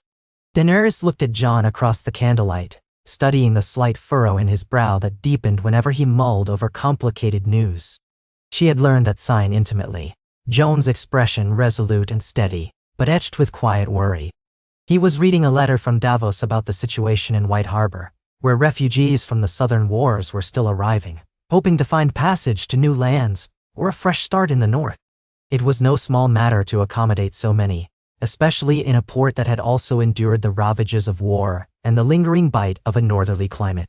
Eventually, Jon set the parchment aside, rubbing a hand over his face. "I'll send funds to help build more shelters," he said. "Even if it doesn't solve everything, it's a start. We need to keep them fed and sheltered until the roads are safe enough to travel elsewhere." Daenerys nodded. "We can spare some from the royal treasury, I think. But our resources are stretched." The crown recovers slowly. She paused, her gaze flicking to the nearest candle. A bead of melted wax ran down its side. "Some days I feel as if we've only just begun, and all the burdens of the 7 kingdoms press in at once." Jon reached across the table and covered her hand with his own. "We'll manage it somehow. We always do." They fell silent, each lost to private reflections about how precarious their situation remained. 2 years of co-rule had stabilized the realm, at least enough that banditry and open rebellions had subsided. But the scars were everywhere, in the scorched buildings of King's Landing, in the half-empty storehouses of the Westerlands, in the restless murmurs of certain lords who had not forgiven the Targaryen name for the devastation. Daenerys had found a measure of absolution in her daily acts of governance, ensuring more humane policies for small folk, giving amnesty to rebellious lords who laid down arms. But the memory of that day, the day she had burned the city, lurked in the corners of her mind. Jon, equally, remained haunted by the sense that he had betrayed his northern roots to fulfill a destiny he never wanted. His true parentage as Aegon Targaryen had been accepted, at least formally, by most of the realm, but he still felt more akin to the north than to any Targaryen tradition. Sharing the crown with Daenerys felt right in many ways, her fierce leadership balanced by his humble pragmatism, but he sometimes dreamed of the wall, of simpler nights under the vast sky, of vows sworn that had once shaped his life. He set such thoughts aside, reminding himself that the realm needed him here, now. If he could play a part in forging peace, no matter how fleeting, he would. A knock sounded at the door. Missandei stepped in, her presence serene as always. She bowed slightly. "Your Graces, a messenger has arrived. Urgent tidings from the Dornish border." Jon and Daenerys exchanged a glance. Though Dorne had not openly opposed their rule. Indeed, the Dornish prince had visited once, more out of curiosity than devotion. They had maintained a careful distance. This was the second urgent message from that quarter in the last few months. Daenerys gestured for Missandei to continue. "Let them in."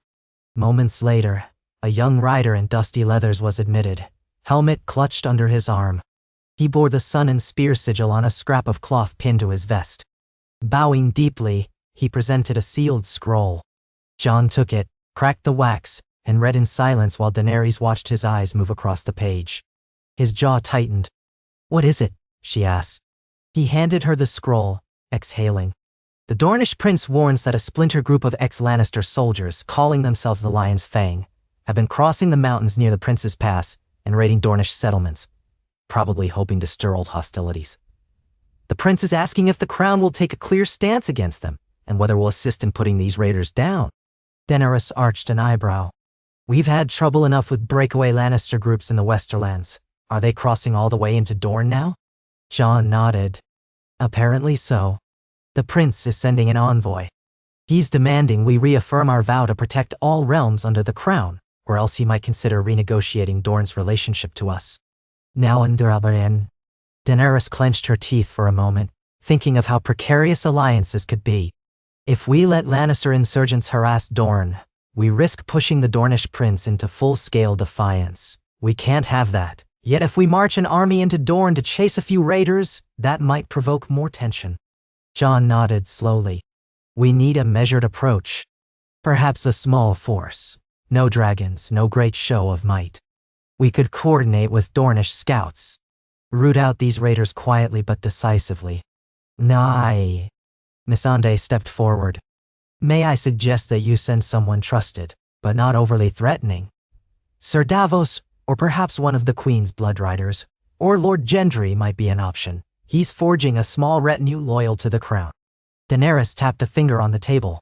"Sir Davos has the experience to negotiate, but he's no fighter if it comes to a chase. Gendry might do well, especially if he can bring some of his smiths to help repair local defenses." A gesture of solidarity. Well. Jon's eyes flicked to the letter again, reading over the prince's words. "Let's do both. Send Davos as an ambassador, Gendry as the practical support. A balanced approach. We can spare a few dozen of the unsullied to show we're serious." Daenerys gave a decisive nod. "Agreed. Let the Dornish see that we are committed, but not looking to overshadow their authority." She turned to the messenger, who had been waiting patiently. "Return to your prince. Tell him the crown will dispatch envoys and troops within a fortnight." Nod. The rider bowed, relief evident in his posture. "Thank you, my queen. My king. The prince will be pleased to see a swift response." He backed away, guided out by Missandei. Left alone once more, Daenerys and Jon exchanged weary smiles. Another front opening, another pocket of unrest. "It never ends," she murmured. Jon offered a faint chuckle. "We keep going." By dawn the next day, ravens flew to Storm's End where Gendry Baratheon resided, and to several other key figures. The muster would be small but carefully chosen, part warriors, part diplomats, all loyal to the crown. Meanwhile, Sir Davos prepared himself in King's Landing, conferring with Tyrion and Varys on the best way to handle delicate Dornish pride. Jon and Daenerys oversaw these preparations together, occasionally exchanging quiet words about strategy. Their synergy had become almost second nature. Daenerys' bold instincts tempered by Jon's caution, Jon's humility balanced by Daenerys' decisive flair. That afternoon, as the sun climbed over the Red Keep, Daenerys found Tyrion in the library reviewing shipping records for the newly reconstructed harbor. He had a quill behind one ear and a goblet of wine at his elbow. She paused in the doorway, remembering the time she had been furious with Tyrion's counsel, especially when it had led to painful losses in the war for the throne. But he remained a vital pillar of her reign. A cunning mind, a voice of reason, and someone who had managed to negotiate with enemies time and time again. "Tyrion," she began. He glanced up, brushed a lock of his blonde hair aside. "Your Grace, how may I be of service?" She stepped inside, letting the door shut. "I need your advice on a matter of stability within King's Landing. The talk in the street suggests that some are still uneasy. They see the city rising from ashes, but they worry another hammer blow might come. A revolt, or more dragonfire. I want to reassure them." Tyrion drummed his fingers on the open ledger.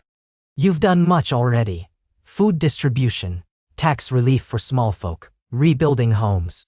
Reassurance is often intangible.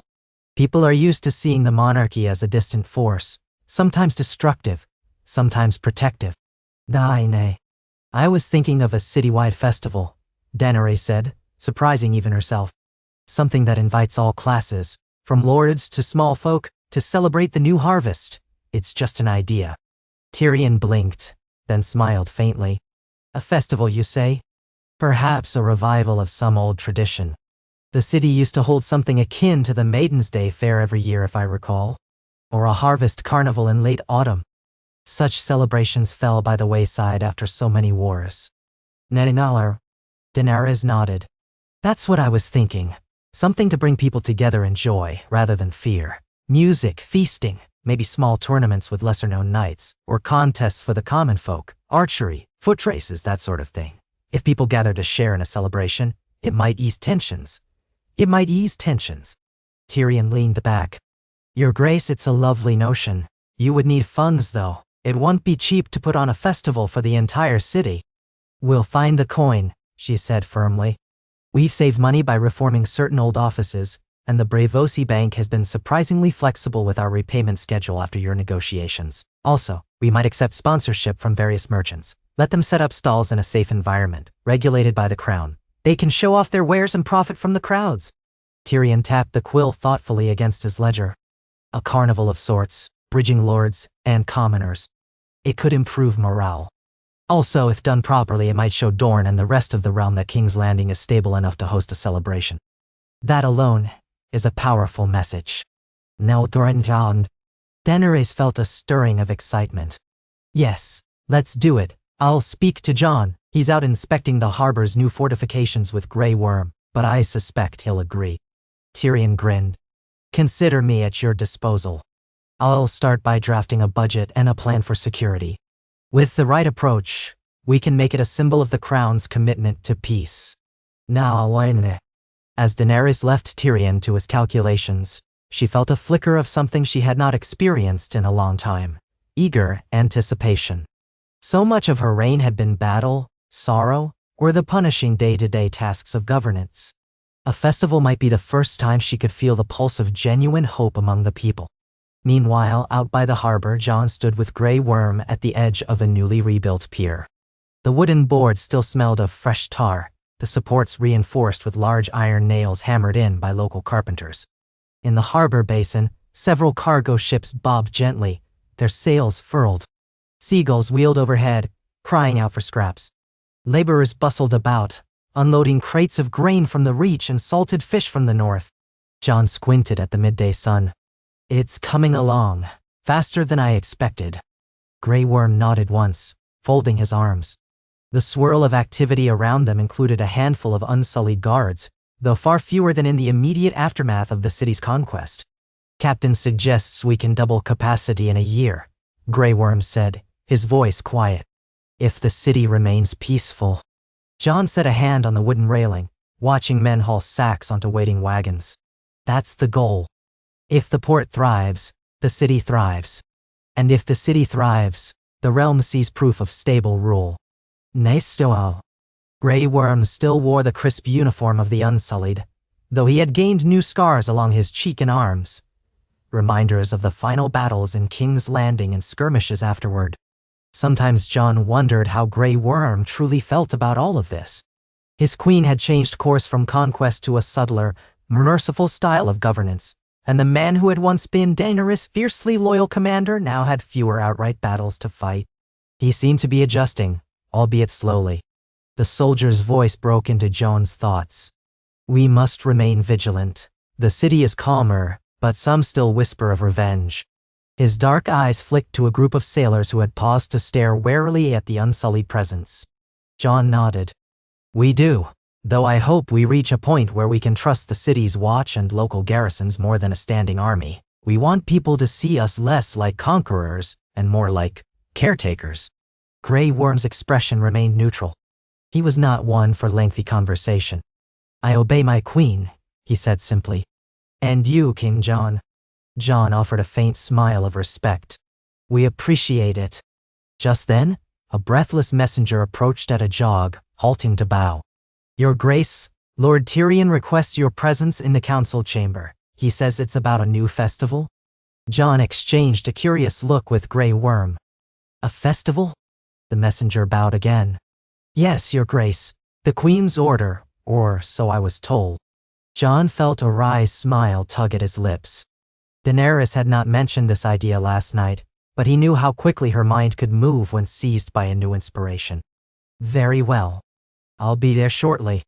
He dismissed the messenger and turned to Grey Worm. Carry on. Let me know if any issues arise. Grey Worm inclined his head, and Jon took his leave, riding up the sloping roads toward the Red Keep. Citizens on either side gave him polite bows.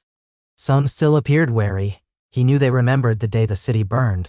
Yet, just as many seemed genuinely relieved to see the monarchy out among them, checking on the harbor and taking interest in daily affairs. As he passed a group of children gathered near a corner stall, one little girl pointed at Jon's fur-trimmed cloak and whispered to her friend, wide-eyed. The friend responded with something that made them both giggle. Jon pretended not to notice, though he felt a strange warmth in his chest. Perhaps Daenerys was right about the need for a citywide festival, to show these children another side of monarchy, not terror, but celebration. In the council chamber, Tyrion, Daenerys, Varys, and Missandei were deep in discussion by the time Jon arrived. Davos was away in the courtyard making final preparations to depart for Dorne. As soon as Jon entered, Daenerys gave him a bright smile that was uncharacteristic of the typical tense gatherings. Jon, she said, gesturing to the cluster of seats around the large rectangular table. I've had an idea. Tyrion smirked from behind his wine goblet. She's quite excited about it. I am, Daenerys admitted. We want to host a grand festival, a harvest carnival, if you will, open to anyone in King's Landing and beyond. To celebrate the city's rebuilding, and to encourage commerce, enjoyment, all of it. I was thinking we might do it in about a moon's time, when the harvest from the Reach should be arriving in full. The outside. Jon considered the notion. A festival meant gathering thousands of people, erecting tents, ensuring guards to keep order. Yet, the promise of shared joy in a battered city resonated with him. It's a bold idea, he said slowly. It might help people see we're not perched in the Red Keep plotting more war, but it'll take planning. Daenerys nodded, her eyes alight. Tyrion and I had begun discussing a budget and logistics. We have enough in the treasury to fund part of it. Merchants from Essos might set up stalls. Local inns can host travelers. We could arrange archery contests, foot races, maybe a small tourney of arms. Not on the scale of the old royal tournaments, but enough to stir excitement. Jon glanced at Varys, who stood at the side, fingertips pressed together. You're quiet, Lord Varys. Do you see any risks we're overlooking? Varys tilted his head. A festival in King's Landing always poses certain dangers. Thieves, troublemakers, potential saboteurs. But I also see the potential for forging goodwill. The city has not had reason to celebrate in far too long. As Master of Whisperers, I will ensure we keep an ear out for any plots. This carnival, if successful, may do more to quell unrest than 100 speeches. After all, a full belly and a bit of revelry can soften the hardest hearts. Nyan. Missandei cleared her throat softly. Also, there is a symbolic aspect.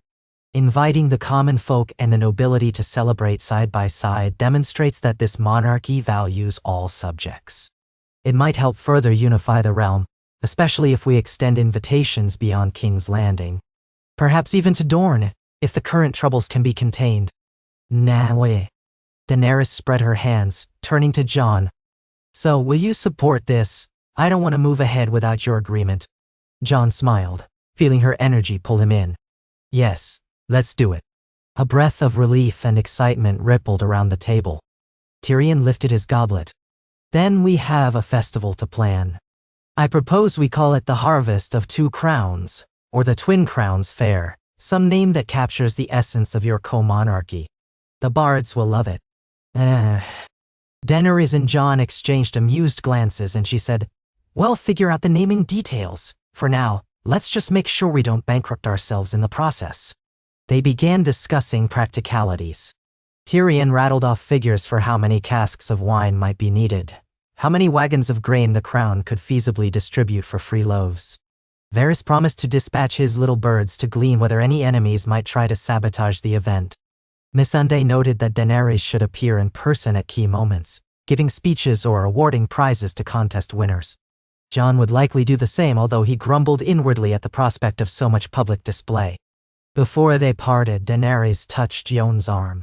If we pull this off, she said quietly, it might be a turning point, something that finally gives the people a reason to believe in us, rather than just fear us.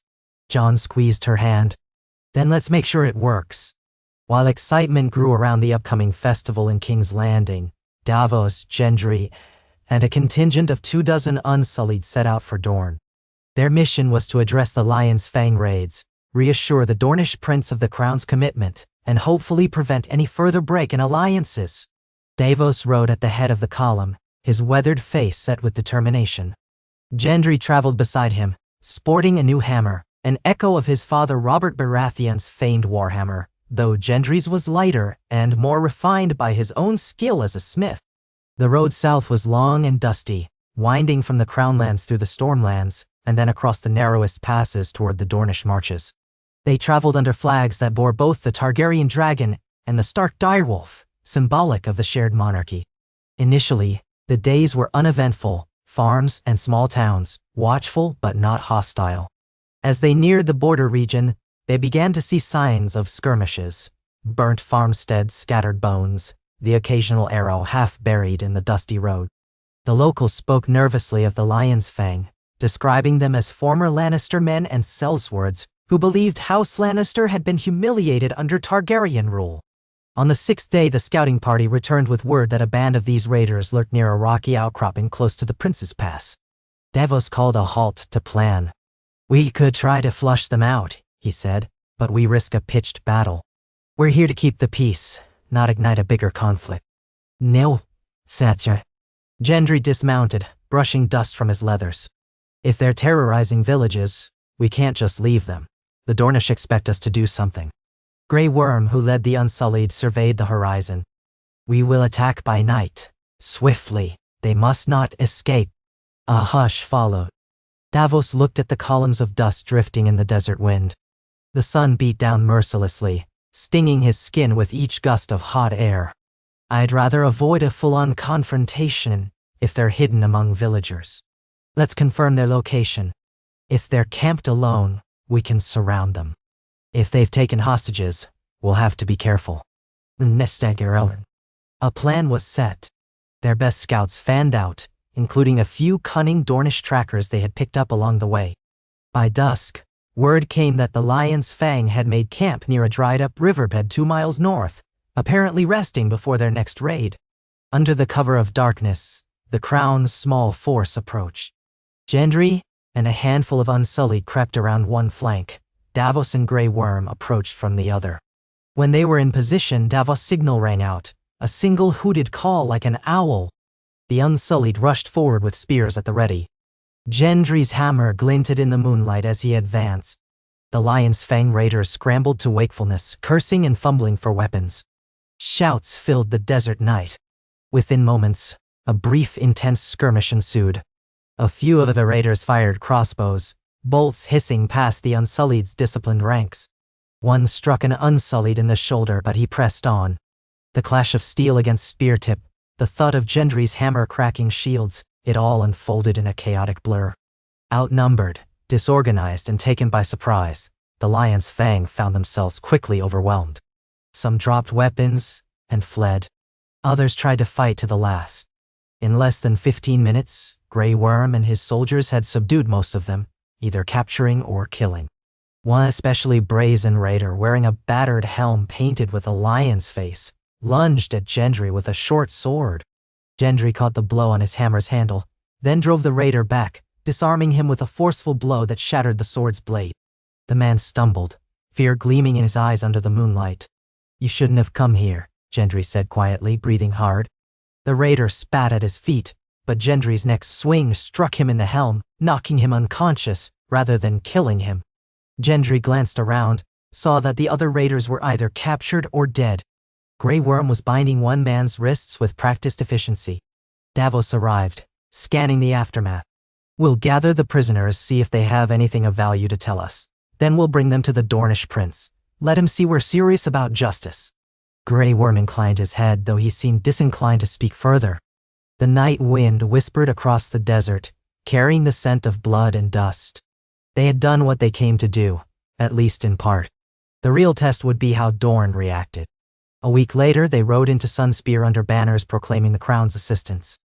It was a stark contrast to just a few years prior, when Daenerys' forces had tried to ally with Dorne unsuccessfully, or when the Sand Snakes had plotted vengeance. Now a new prince ruled, a distant cousin of the old Martell line known for his more measured approach.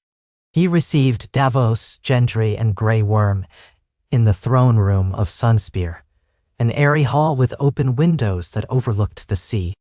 Pillars rose high, carved with the Dornish sun and spear symbol. The floor was tiled in intricate geometric patterns. The prince, a lean man in fine robes of orange and gold, watched as the captured Lion's Fang raiders were presented. They knelt in chains, heads bowed in shame or defiance. The prince's dark eyes flicked over them, a cold fury simmering in his expression. "These are the men who have been burning my villages," he asked in a low voice. Davos nodded respectfully. "Your Grace, we caught them near the Prince's Pass. We lost one unsullied soldier to a crossbow bolt, but we managed to subdue them without harming innocent bystanders. We brought them here to face Dornish justice, or to be turned over to the Crown's courts as you prefer." Gendry cleared his throat. "We also recovered some supplies they'd stolen from the local peasants." The prince's gaze flicked to the battered crates. He rose from his seat, stepping down to stand before the chained men. The hall was silent aside from the rustle of silk as Dornish courtiers watched from the periphery. "You dare bring war into my lands again," he said, voice dripping with disdain. One of the raiders spat a curse in response, but a Dornish guard struck him across the mouth, silencing him. The prince raised a hand, forestalling further violence. Turning to Davos, he said, "I shall mete out their punishment according to our laws. They murdered my people, and that blood must be answered." Davos inclined his head. "We respect your sovereignty, Prince." A whisper went through the courtiers. For a long moment, the prince studied Davos, Gendry, and Grey Worm. Finally, he spoke again, his tone calmer. "You've proven your words are not empty. The Crown has indeed taken action to protect Dorne. That is a good start, though I warn you, not all in Dorne will be so easily convinced. We remember old betrayals." "Now is why then?" Grey Worm's face was impassive. Davos said, "We cannot rewrite the past, but we can try to forge a better future. Our king and queen are committed to ensuring peace across the realm, including Dorne." The prince's mouth curved in a faint smile. "Yes, your famous Co-Monarchs. 2 heads of the dragon, or is it dragon and wolf?" He let out a soft chuckle. "I have not yet decided if I find it admirable or absurd. Still, I cannot deny the results if these men are truly stopped." His smile faded as he regarded the ragged captives. "Guards, take them away!" A line of Dornish spearmen led the prisoners from the hall. Their muffled protests died in echoes among the tall pillars. The prince returned to his seat, beckoning his steward to bring forth refreshments. Servants poured cool wine infused with citrus for the visitors. Davos accepted his cup with a thankful nod. Gendry sipped gingerly, not used to Dornish flavors. Grey Worm drank nothing, standing silent watch over his queen's interests. After a time, the prince addressed them once more. "Let me be clear, Dorne still reserves the right to govern itself.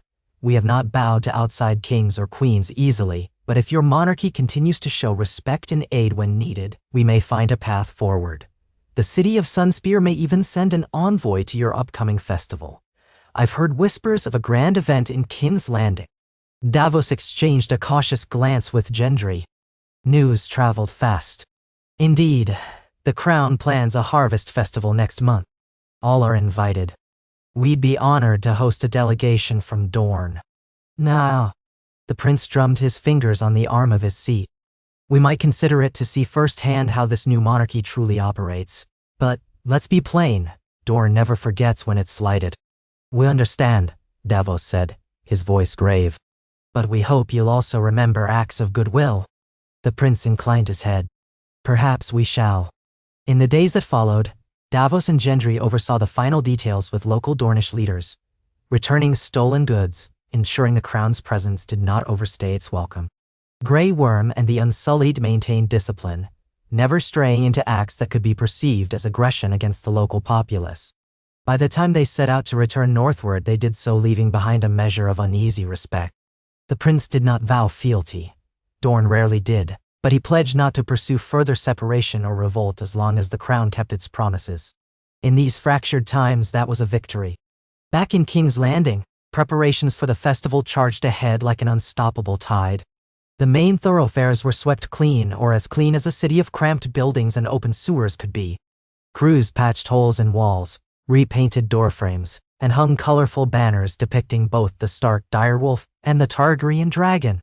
Tyrion, with typical flair, hired musicians and performers from Essos, the Reach, and the Westerlands. He also arranged for the release of new casks of Arbor Gold and Dornish Red, to be sold at fair prices.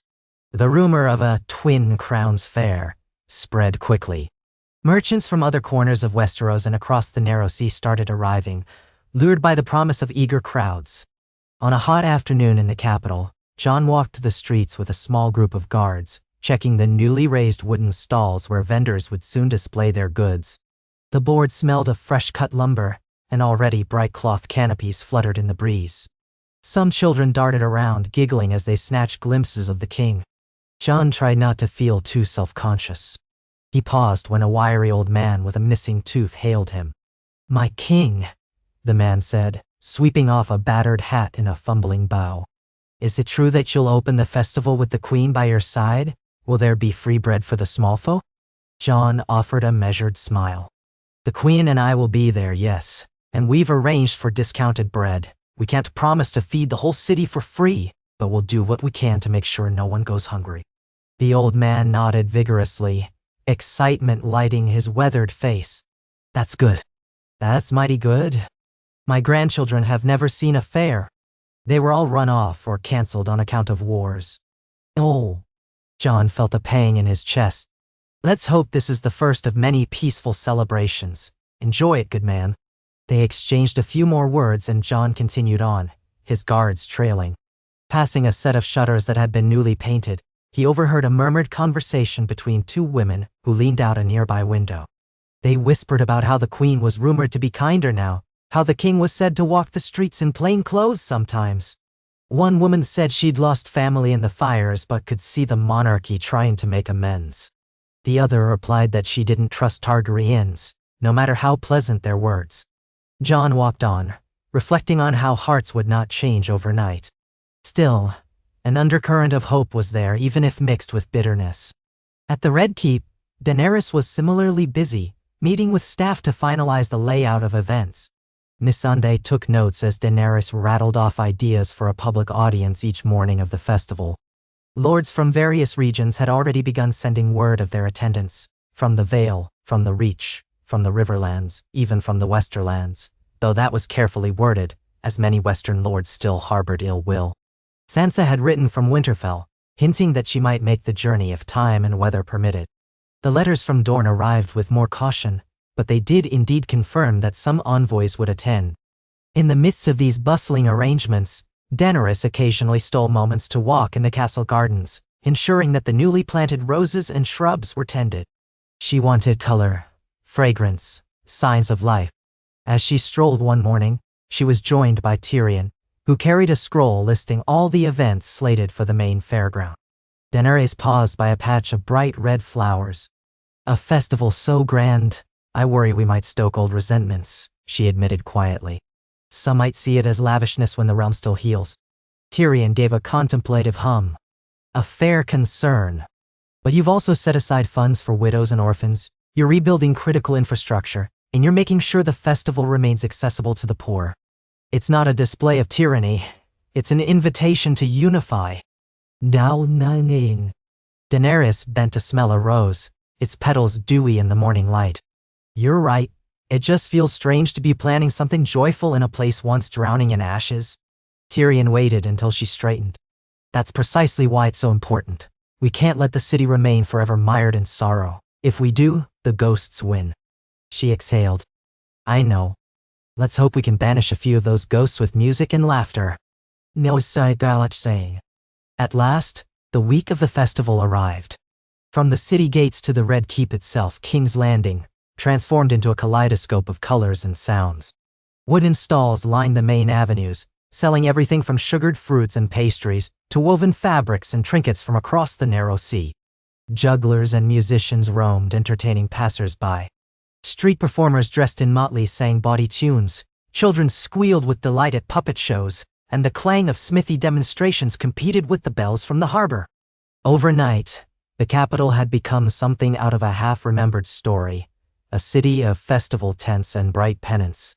Over it all flew the twin banners of House Targaryen and House Stark, side by side, proclaiming co-rulership. Daenerys and Jon made their official appearance on the first day, riding through the streets together on horseback. She wore a flowing dress of deep red and black, her silver hair braided in a style that suggested both regal bearing and approachability. Jon wore simpler northern leathers with a cloak, pinned by a small dragon and wolf brooch. Surrounding them was a modest honor guard of unsullied and northern soldiers, carefully chosen to show unity without intimidation. As they progressed through the city, the populace came out in droves, lining the streets to see the monarchy in person. Some faces remained guarded, but many beamed with genuine excitement at the spectacle. Flowers were thrown at their feet. Jon occasionally dipped his head in thanks. Daenerys offered small smiles and waves, grateful to see people responding with something other than terror. They dismounted at the great courtyard outside the Red Keep, where a temporary wooden platform had been erected for a short ceremony. Tyrion as ever took on the role of herald, stepping forward to address the crowd. "People of King's Landing," he began, projecting his voice with uncharacteristic pomp, "and honored guests from across the Seven Kingdoms. Welcome to the Twin Crowns Harvest Fair. By decree of their graces, Daenerys Targaryen and Jon Targaryen, the Wolf King, this week shall be filled with feasting, music, contests of skill, and the bounty of our land." A cheer rose, some enthusiastic, some simply polite. Tyrion gestured for Daenerys and Jon to join him on the platform. When Daenerys stepped forward, a hush fell, as though the crowd was collectively holding its breath to see what she would say. She took in the sight of so many upturned faces, scarred, hopeful, tired. In a steady voice she called out, "We gather here not to forget our past but to move forward together. This city has known suffering. We will not pretend otherwise. But we come now to celebrate the harvest, to share what we have and to reaffirm that we stand together. North and South, noble and commoner, dragon and wolf." Jon nodded as he stepped up beside her. "When we faced the storms of war and the threat beyond the wall, we survived by uniting. Today we ask you to join us in unity once more, not for battle, but for peace. Let this festival be a sign that we aim to govern with fairness and to mend the wounds of the realm." The applause that followed was stronger this time. Perhaps some hearts remained wary, but the promise of merriment and food appealed to nearly everyone. Drums and horns kicked up a lively tune, and the festival officially began. Vendors rang bells, hawking their wares, while a swirl of dancers and minstrels formed circles in the open spaces. Soldiers on break parted with coins to try sweetmeats or spiced ale. Children chased one another, brandishing wooden swords or cheap clay dragon figurines. Daenerys and Jon descended into the thick of it, escorted by Missandei, Grey Worm, and a handful of guards. Varys, somewhere in the background, kept a watchful eye on the crowds for any sign of unrest. Tyrion, with typical flair, sampled the local wines, greeting merchants from afar. The city watchers, newly trained and better disciplined than in the days of the Gold Cloaks, patrolled in small groups, ready to quell any fights before they escalated. At midday, Daenerys paused at a large communal bread oven site, where loaves were being sold at reduced cost thanks to the crown's sponsorship. A volunteer, sweat beading on his forehead from the intense heat, offered her a small roll. She took it, tore off a piece and found it surprisingly good, soft on the inside, with a crust just browned enough to taste of the flame. She smiled in approval, and the crowd around the oven cheered. Nearby, Jon watched a group of young archers practicing on straw targets. One lad, hardly older than 15, grinned nervously when he noticed the king's attention. Jon gave him an encouraging nod. The boy drew his bow, released and struck near the center. A smatter of applause followed. That first day felt almost unreal to both co-rulers, seeing the city alive, not in fear but in celebration. As the sun dipped lower in the sky, Daenerys and Jon made their way back to the Red Keep to rest and prepare for the evening's events, a lavish banquet for visiting lords and dignitaries in the refurbished throne room. The day's warmth lingered in the air, but a gentle breeze from the Blackwater Bay cooled their skin. Soldiers lit torches along the winding roads, casting flickering shadows across laughing families and bustling stalls. In their private chambers, Daenerys removed her outer cloak and ran a hand over her braided hair, which had begun to fray after hours of walking. Jon unbuckled his sword belt, setting it aside carefully. In the quiet, they exchanged a look, a mixture of relief and wonder. For the first time in a long while, King's Landing did not feel like a tomb or a battlefield. "You did well today," Jon murmured, crossing to her. She let out a soft laugh. "All I did was open a festival." "You gave them hope," he corrected gently, brushing a stray lock of silver hair behind her ear. "For some, that's everything." She rested her forehead against his shoulder. "Let's just hope we can keep giving it to them." He kissed her hair, a brief, tender gesture. "We will." That evening's banquet in the throne room brought together an eclectic array of nobility and emissaries. The Vale's delegates, the Riverlands, even a handful from the Westerlands who had come with guarded courtesy. The Dornish envoys arrived late, stepping in with an aloof but curious demeanor, their attire bright with the sun and spear motif. Sansa Stark had not yet appeared. Her letter indicated she might come partway through the festival if the roads allowed. From the Iron Islands, surprisingly, a few captains came, more out of curiosity about trade opportunities than any real love for monarchy. Braavosi bankers, Volantine traders, and even a Lyseni merchant made appearances, each seeking some advantage or at least a glimpse of this new co-monarchy in action. The throne room itself had been partially restored. Its melted iron throne remained in the background, a twisted monument of fused swords. But Daenerys and Jon had decided not to remove it entirely, letting it stand as a reminder of what absolute power could do. Instead of a single seat, there were now two smaller thrones placed on a dais in front of the melted relic. Simple in design, wrought of polished wood and inset with metal accents that hinted at both Targaryen and Stark iconography. The dais was draped in rich fabrics. Musicians played a gentle tune in the corner as servants brought out courses of roasted game, fresh vegetables, spiced stews, and sweet pastries. Wine flowed freely. Daenerys and Jon moved among the guests, exchanging greetings, hearing concerns, offering small pleasantries. Some lords made awkward bows, clearly unaccustomed to seeing two monarchs side by side. Others came with flattery, praising the festival's splendor, but many had hidden agendas. That was the nature of court. Tyrion and Varys circulated, eavesdropping on rumors and smoothing over potential friction. Missandei oversaw the servants, ensuring everyone was served. Partway through the evening, Daenerys found herself speaking with Lord Manderley from White Harbor, a broad, jolly man whose belt nearly vanished beneath his girth. He sang praises of how the crown's shipments of grain had eased the North's burdens, though he also hinted that White Harbor would need further support if more refugees kept arriving. "We can't just turn them away, can we?" he said, sipping from a goblet. "But the North is no gentle land. If we run out of shelter, folks could freeze." Daenerys nodded, her expression sympathetic. "We'll see to it that more building materials are shipped. Perhaps we can coordinate with the Riverlands. They have good lumber resources now that the forests are regrowing." Lord Manderley beamed. "That would be splendid, my queen, And if you ever visit White Harbor, I promise you a feast to rival any you've had here." She thanked him, then moved to greet a slender woman in Dornish silks, a courtier from Sunspear. The woman inclined her head, regarding Daenerys with assessing dark eyes. "The prince sends his regards," she said, voice cool. "We see that your festival has brought smiles to many faces. A clever strategy indeed." Daenerys smiled politely. "I'm glad you approve. We have no desire for Dorne to suffer. If the prince finds our reign acceptable, perhaps we can negotiate trade.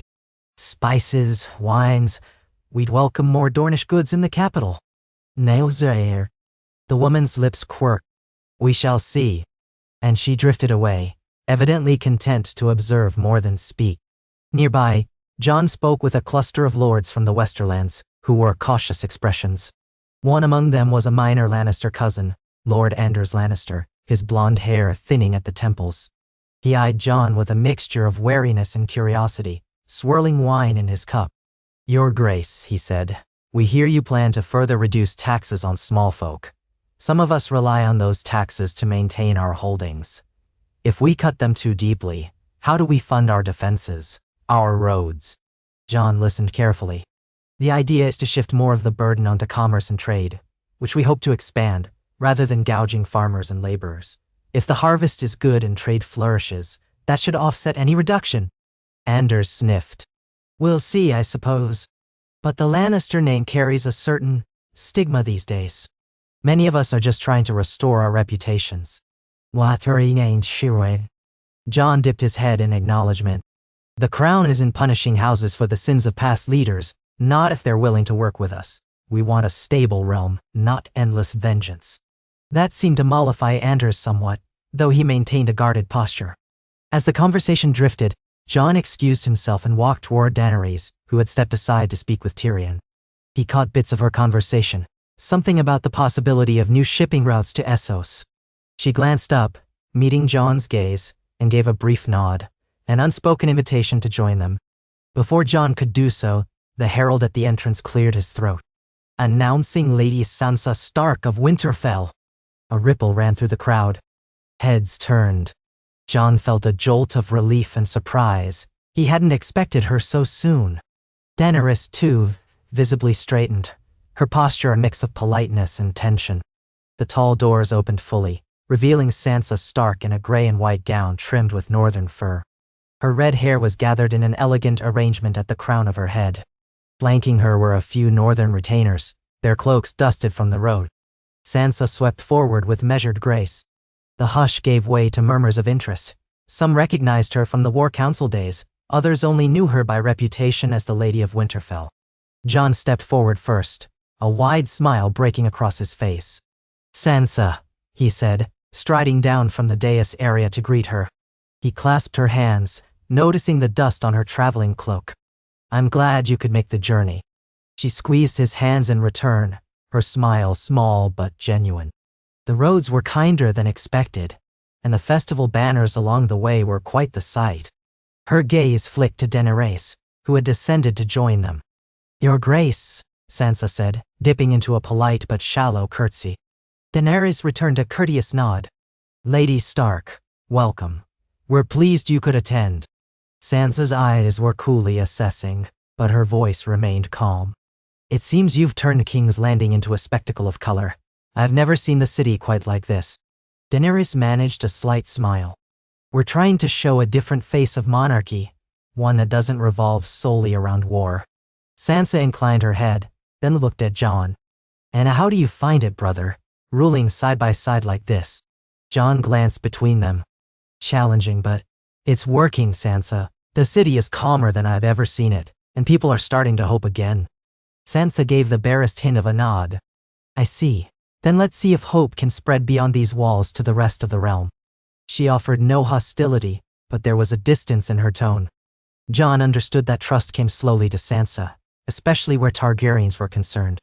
Still, she had come, and that in itself was significant. Daenerys gestured to the banquet tables. "You must be hungry after your travels. Please take a seat. We have rooms prepared for you and your retinue in the keep." Sansa thanked her, then allowed Jon to guide her toward a table near the dais. Daenerys, with Tyrion at her side, followed. As they proceeded, the crowd parted, curiosity brimming in many faces. The North's involvement in the festival underscored the monarchy's claim of unity, making for an even grander show of togetherness. Yet Daenerys could not shake the feeling that beneath Sansa's polite exterior, she was scrutinizing every detail, every gesture. A test perhaps to see if the queen had truly changed. As the festival days wore on, the atmosphere remained lively. Performances of juggling, music and fire dancing captivated throngs of onlookers. Archery contests took place outside the city walls, while foot races and horse races were organized on the broad parade grounds. Jon presided over some, Daenerys over others. Lords and small folk alike roared in excitement when a skilled archer struck the bullseye or a swift runner crossed the finish line. Merchants reported brisk sales, and the crown's bread distribution ensured that even the poorest had something to eat. Sansa spent her days walking the city in discreet attire, accompanied by Brienne of Tarth, who had come as her sworn shield, and a few northern guards. She observed, asked questions of the locals, bought small tokens from street vendors, and studied the mood of the capital. At night she joined Daenerys and Jon for supper in the Red Keep. Their conversations were civil, though Sansa occasionally challenged certain policies. Jon, used to Sansa's sharp mind, welcomed her input. Daenerys too attempted patience, explaining the monarchy's rationale d'être. Over the course of those evenings, a measured respect seemed to grow between the two women, cautious and not without tension, but tangible nonetheless. Late on the fourth day of the festival, a grand feast was held in the Red Keep's courtyard under the open sky. Lanterns and torches illuminated the space, casting warm light across the gathered courtiers, visitors, and city officials. Long trestle tables groaned under platters of roasted meats and bowls of steaming vegetables. Barrels of ale and wine stood ready, and musicians played lively tunes.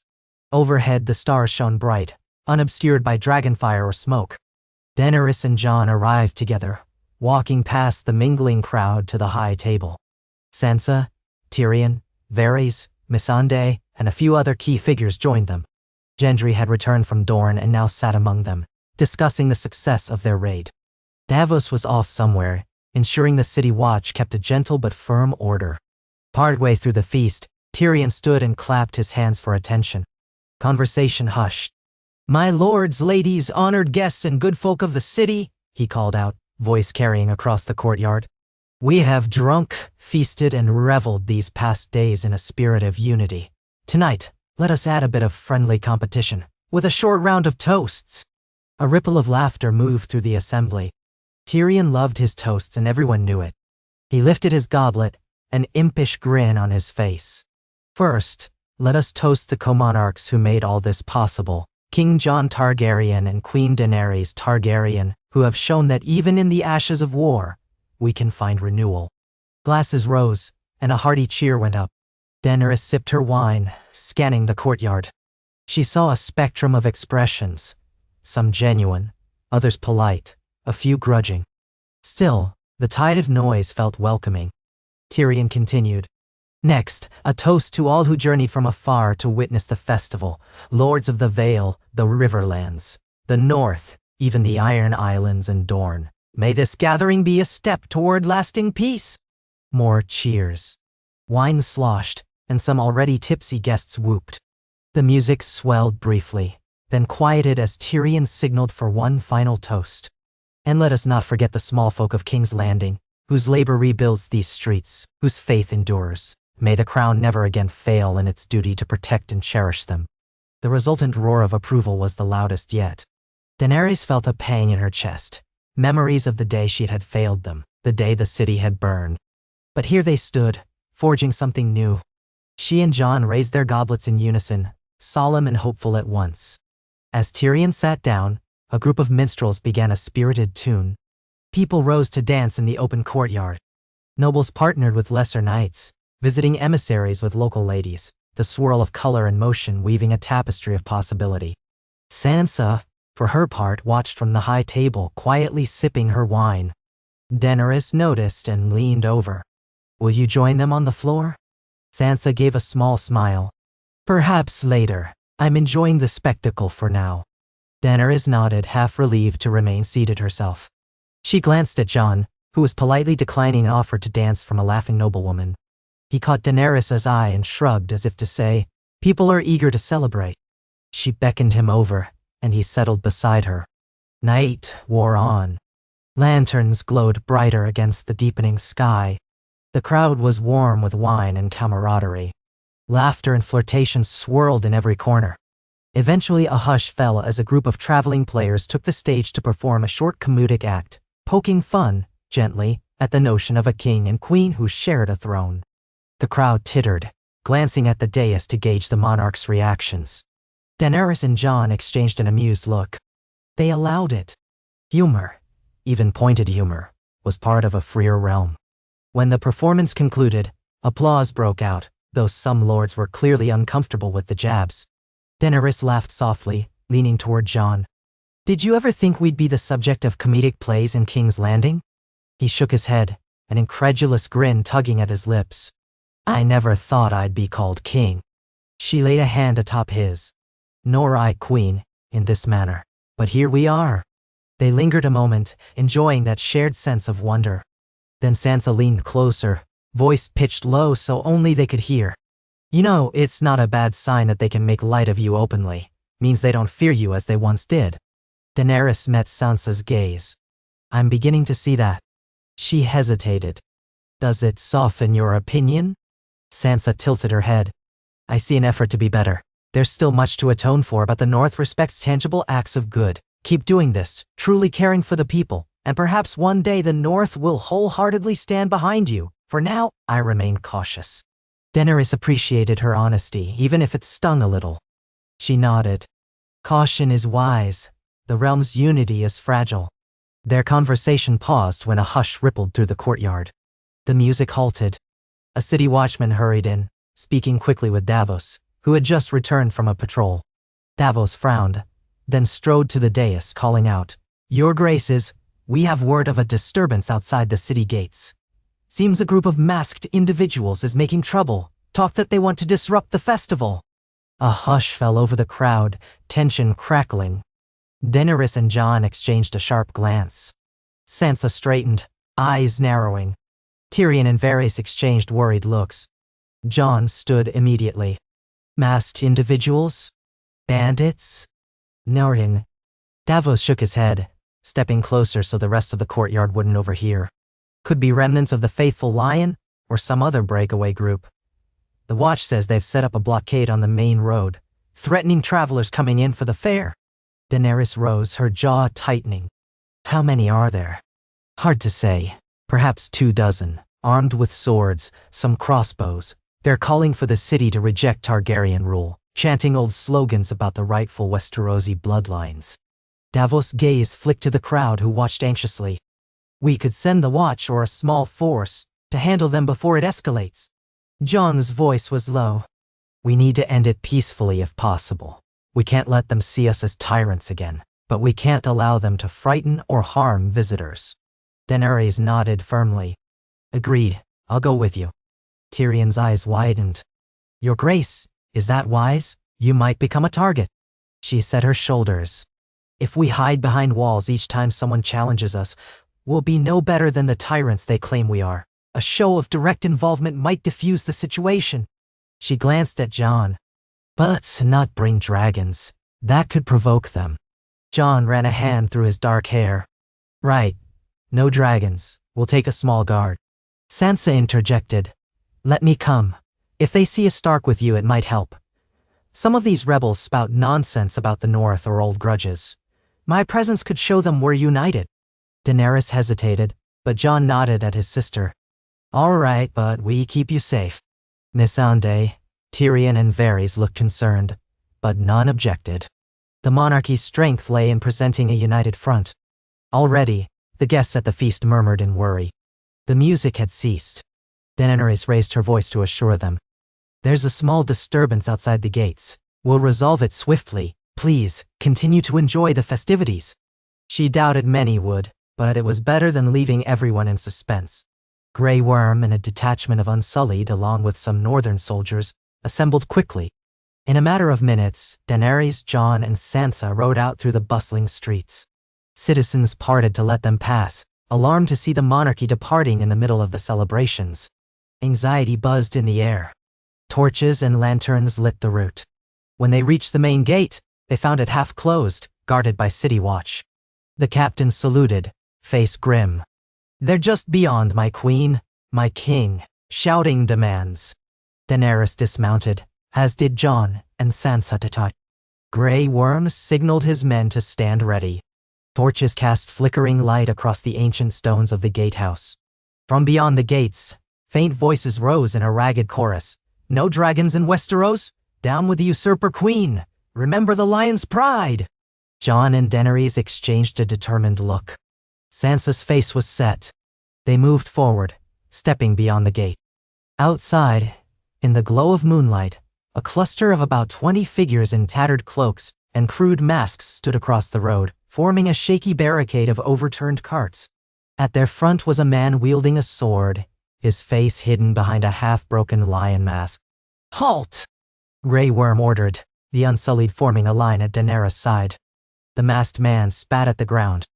"We'll not bow to the Mad King's spawn, nor to false kings who pollute our bloodlines. The lion will rise again." Jon stepped forward, raising a hand for calm. "We're not here to start a battle. Lay down your arms and we can talk." Another masked figure jeered. "Ha! Talk with dragon tyrants. Look at our city, burned humiliated. We won't submit." Daenerys' stomach nodded. Memories threatened to surge, but she forced herself to remain steady. "That was 2 years ago. The city is rebuilding. We do not wish more bloodshed." A woman's voice hissed from behind a mask. "Tell that to the children who died under your dragon's fire." Daenerys felt the sting of those words like a knife. She forced herself to breathe calmly. Jon's voice hardened. "We can't change what's past, but we can prevent more suffering. If you persist in threats, you'll harm innocent travelers. Is that what you want?" The man in the lion mask brandished his sword. "We want justice. We want Targaryens gone from these lands. Return the throne to a true Westerosi house." Sansa stepped forward, surprising both Daenerys and Jon. Her voice was cold steel. "You speak of a true Westerosi house? House Stark has been in the north for thousands of years. And we stand with the Targaryen queen now. She fights for the realm's people, not against them." Her eyes flashed in the torchlight. "You claim to fight for justice, but all you do is terrorize travelers and sabotage a festival meant to feed the hungry." A ripple of uncertainty moved through the masked group. Some shifted on their feet, exchanging glances. The tension soared. Grey Worm signaled his men to hold formation but not attack. Daenerys, her heart thudding, spoke again. "Lay down your weapons.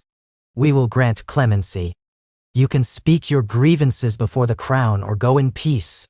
But if you persist in violence, we must stop you." The masked man snarled. "We'll never bow." But some behind him hesitated. One figure lowered their spear.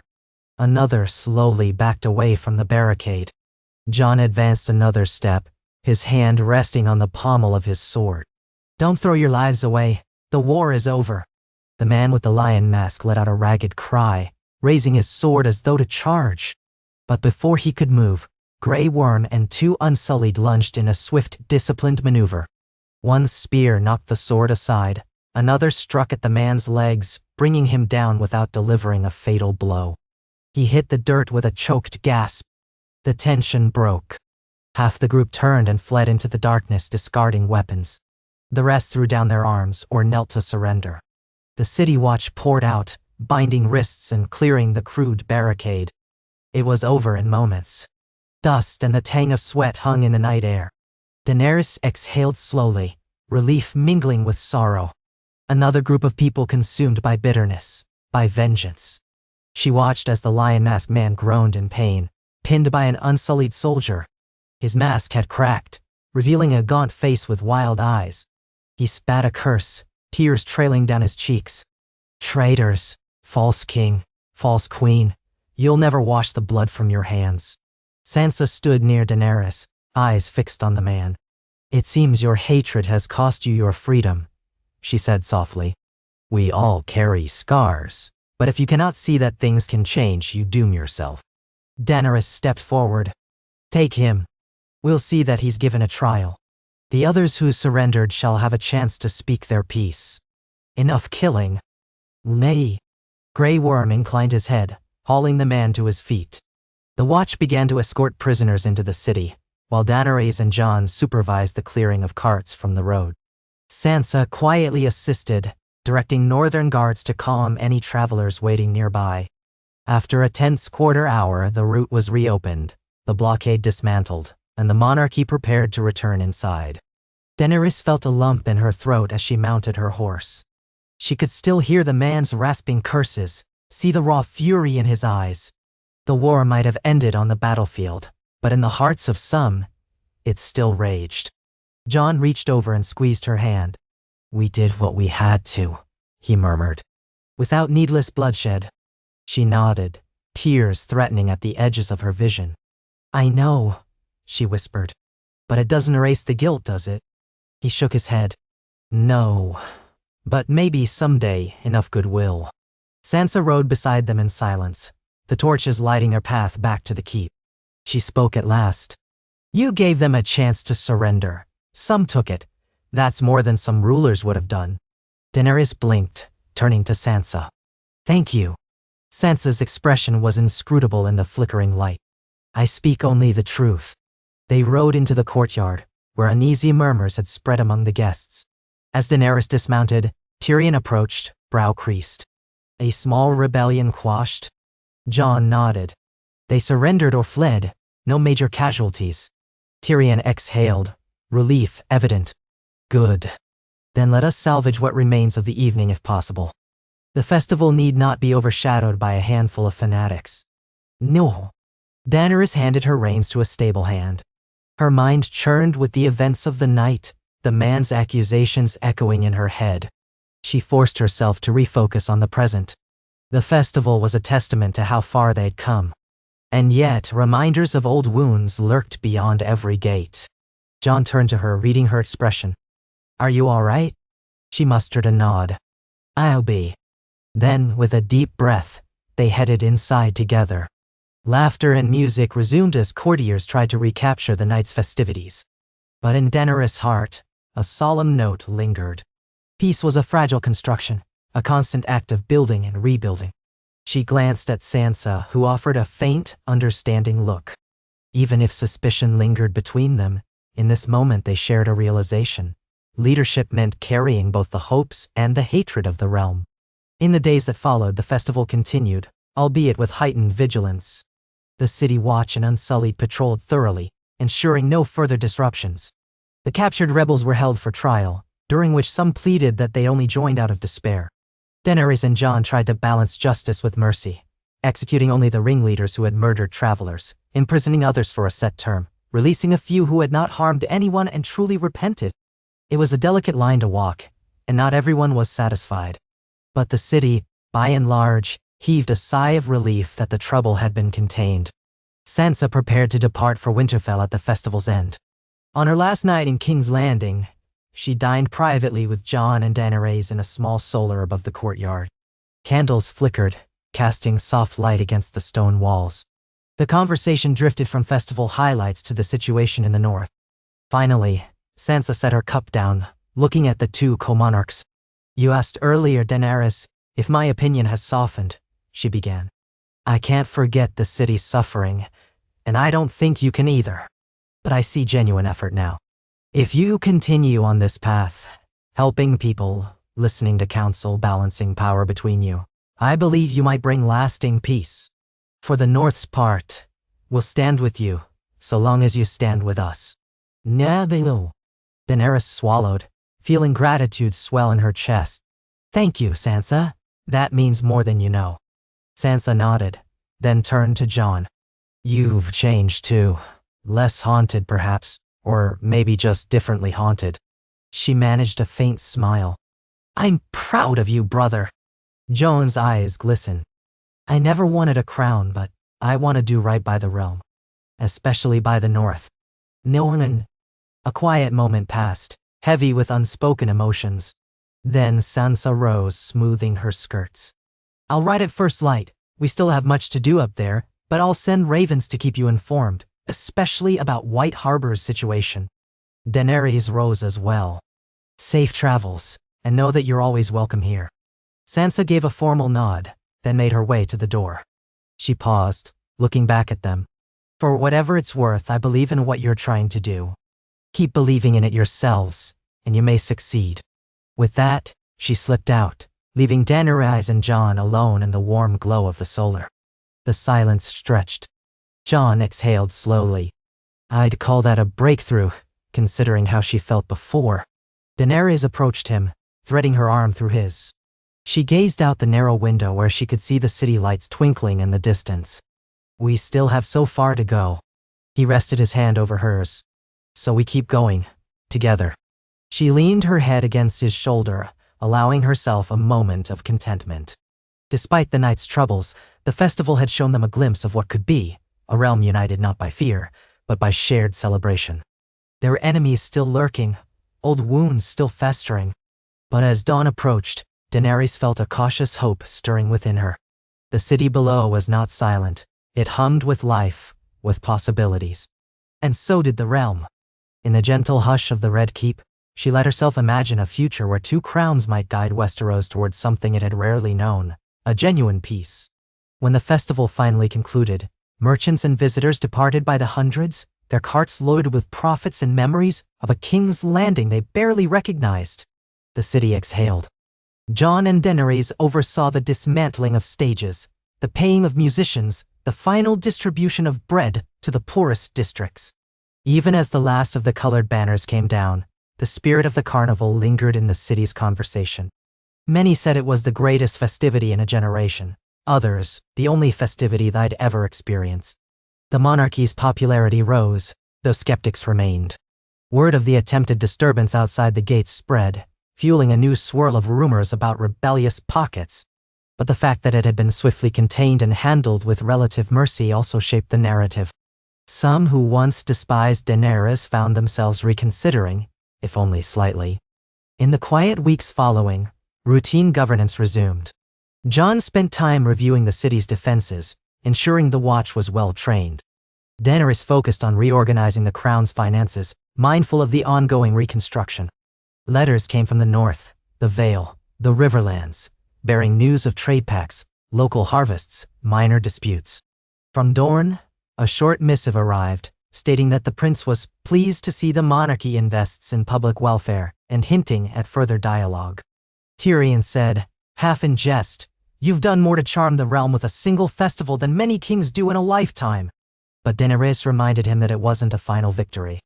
"It's a step," she said, scanning a pile of reports about roads needing repair. "We have many more steps to take." She and Jon continued to refine the shared monarchy's inner workings. They held council sessions in a small but functional refurbished chamber. Tyrion, Varys Davos, Grey Worm and Missandei attended regularly, along with a rotating cast of local administrators and lords, seeking an audience. Sometimes Daenerys and Jon disagreed. She wanted to intervene more aggressively in the Westerlands to stamp out rebels, while Jon worried about sparking new resentment. Other times, it was Jon proposing stricter limitations on how tax collectors operated, and Daenerys urging caution so as not to drain the treasury. Yet through heated debates, they emerged with balanced policies. Their synergy had truly grown. Each recognized that the monarchy's greatest strength lay in not allowing one voice to drown out the other. In spare moments, they allowed themselves small respites. Daenerys sometimes walked through the gardens at sunrise, recalling the dryness of Meereen's gardens, but finding solace in the dew-kissed blooms of King's Landing. Jon would occasionally slip away to the training yard, practicing sword forms with younger knights, or even going for a quiet ride beyond the city walls with Ghost, who had finally grown more accustomed to the southern climate. The presence of Drogon and Rhaegal remained a powerful symbol, though Daenerys kept them perched or hunting away from the bustling city, flying them occasionally as a display, but never in a threatening manner. It was part of their new approach, dragons as protectors, not as instruments of mass destruction. As summer began its slow wane, the realm braced for uncertain weather patterns in the months ahead. But no new major wars loomed. Lords bickered over trade routes. Petty bandits roamed some roads. The faithful lion remnants in the Westerlands still simmered, though they stayed in hiding. In the Red Keep, the pains of daily rulership continued, from sorting out disputes among local guilds to hearing grievances from small folk whose houses needed repair. Daenerys and Jon began traveling occasionally, visiting towns within a day's ride to see the conditions firsthand.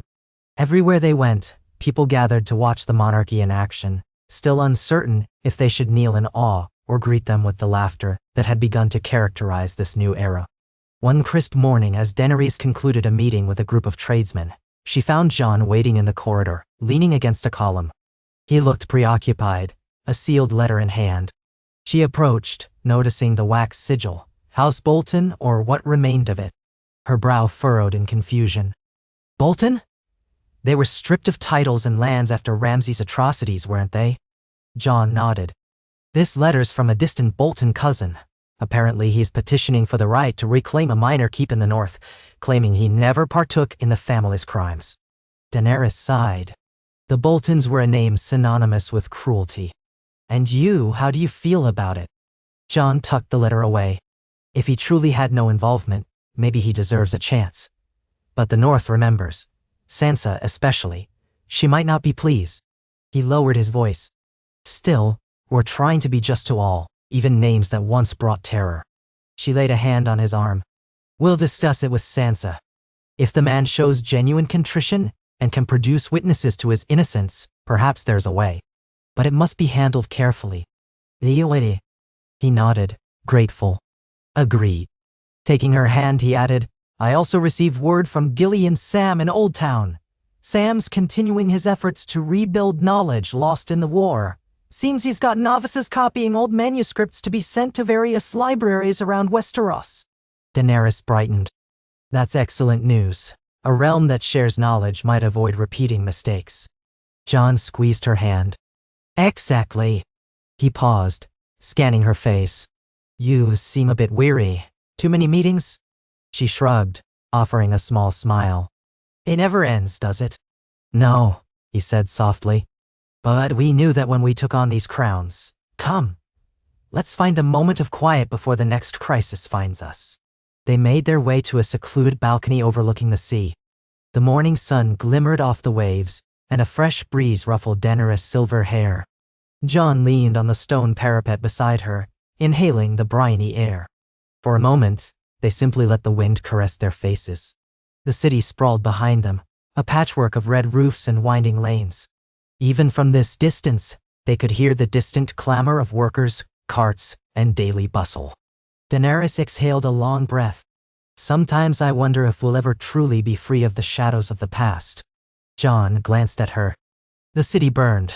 We can't pretend otherwise. But look at it now. Living, recovering. People are forging new memories. She rubbed her arms against the slight chill. That man who cursed me outside the gates, I keep hearing his voice. Jon's own gaze went distant. I understand. But the festival showed that many more people see the good you're doing. We can't let the hatred of a few overshadow the hope of many. She studied his profile, etched by sunlight. You always find a way to keep faith, Jon. He smiled crookedly. I've been called stubborn many times. She let out a soft laugh. I prefer steadfast. They fell silent, content in the closeness. Somewhere in the sky above, a distant roar reminded them Drogon was out hunting. The dragons soared free, just as Daenerys once had yearned to do. Now, she was rooted here, in this city, tethered by a crown, by the realm's needs. Yet in sharing that weight with Jon, it had become something she could bear. At length, Jon straightened. We should get back. The day's duties wait for no one, not even kings and queens. She nodded. As they turned to leave, she paused, her gaze lingering over the city one last time. A swirl of gulls dove for fish near the harbor. The silhouettes of ships bobbed on the horizon. Let's keep building, she murmured, more to herself than to Jon. And maybe in another year, we'll hold another festival, celebrating a realm even closer to peace. Jon slid his hand into hers. I'm with you. They headed back into the Red Keep, the corridors dim compared to the radiant sky beyond. Already, servants approached with messages and requests. The business of ruling never slept.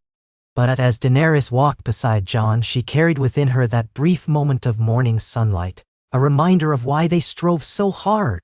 For a realm that might one day thrive without fear, for people who might stand tall rather than cower, for the chance at a future shaped not by a single lineage of fire or ice, but by both. A tapestry woven of many threads, tested by strife yet determined to endure. Their footsteps echoed on the stone floor.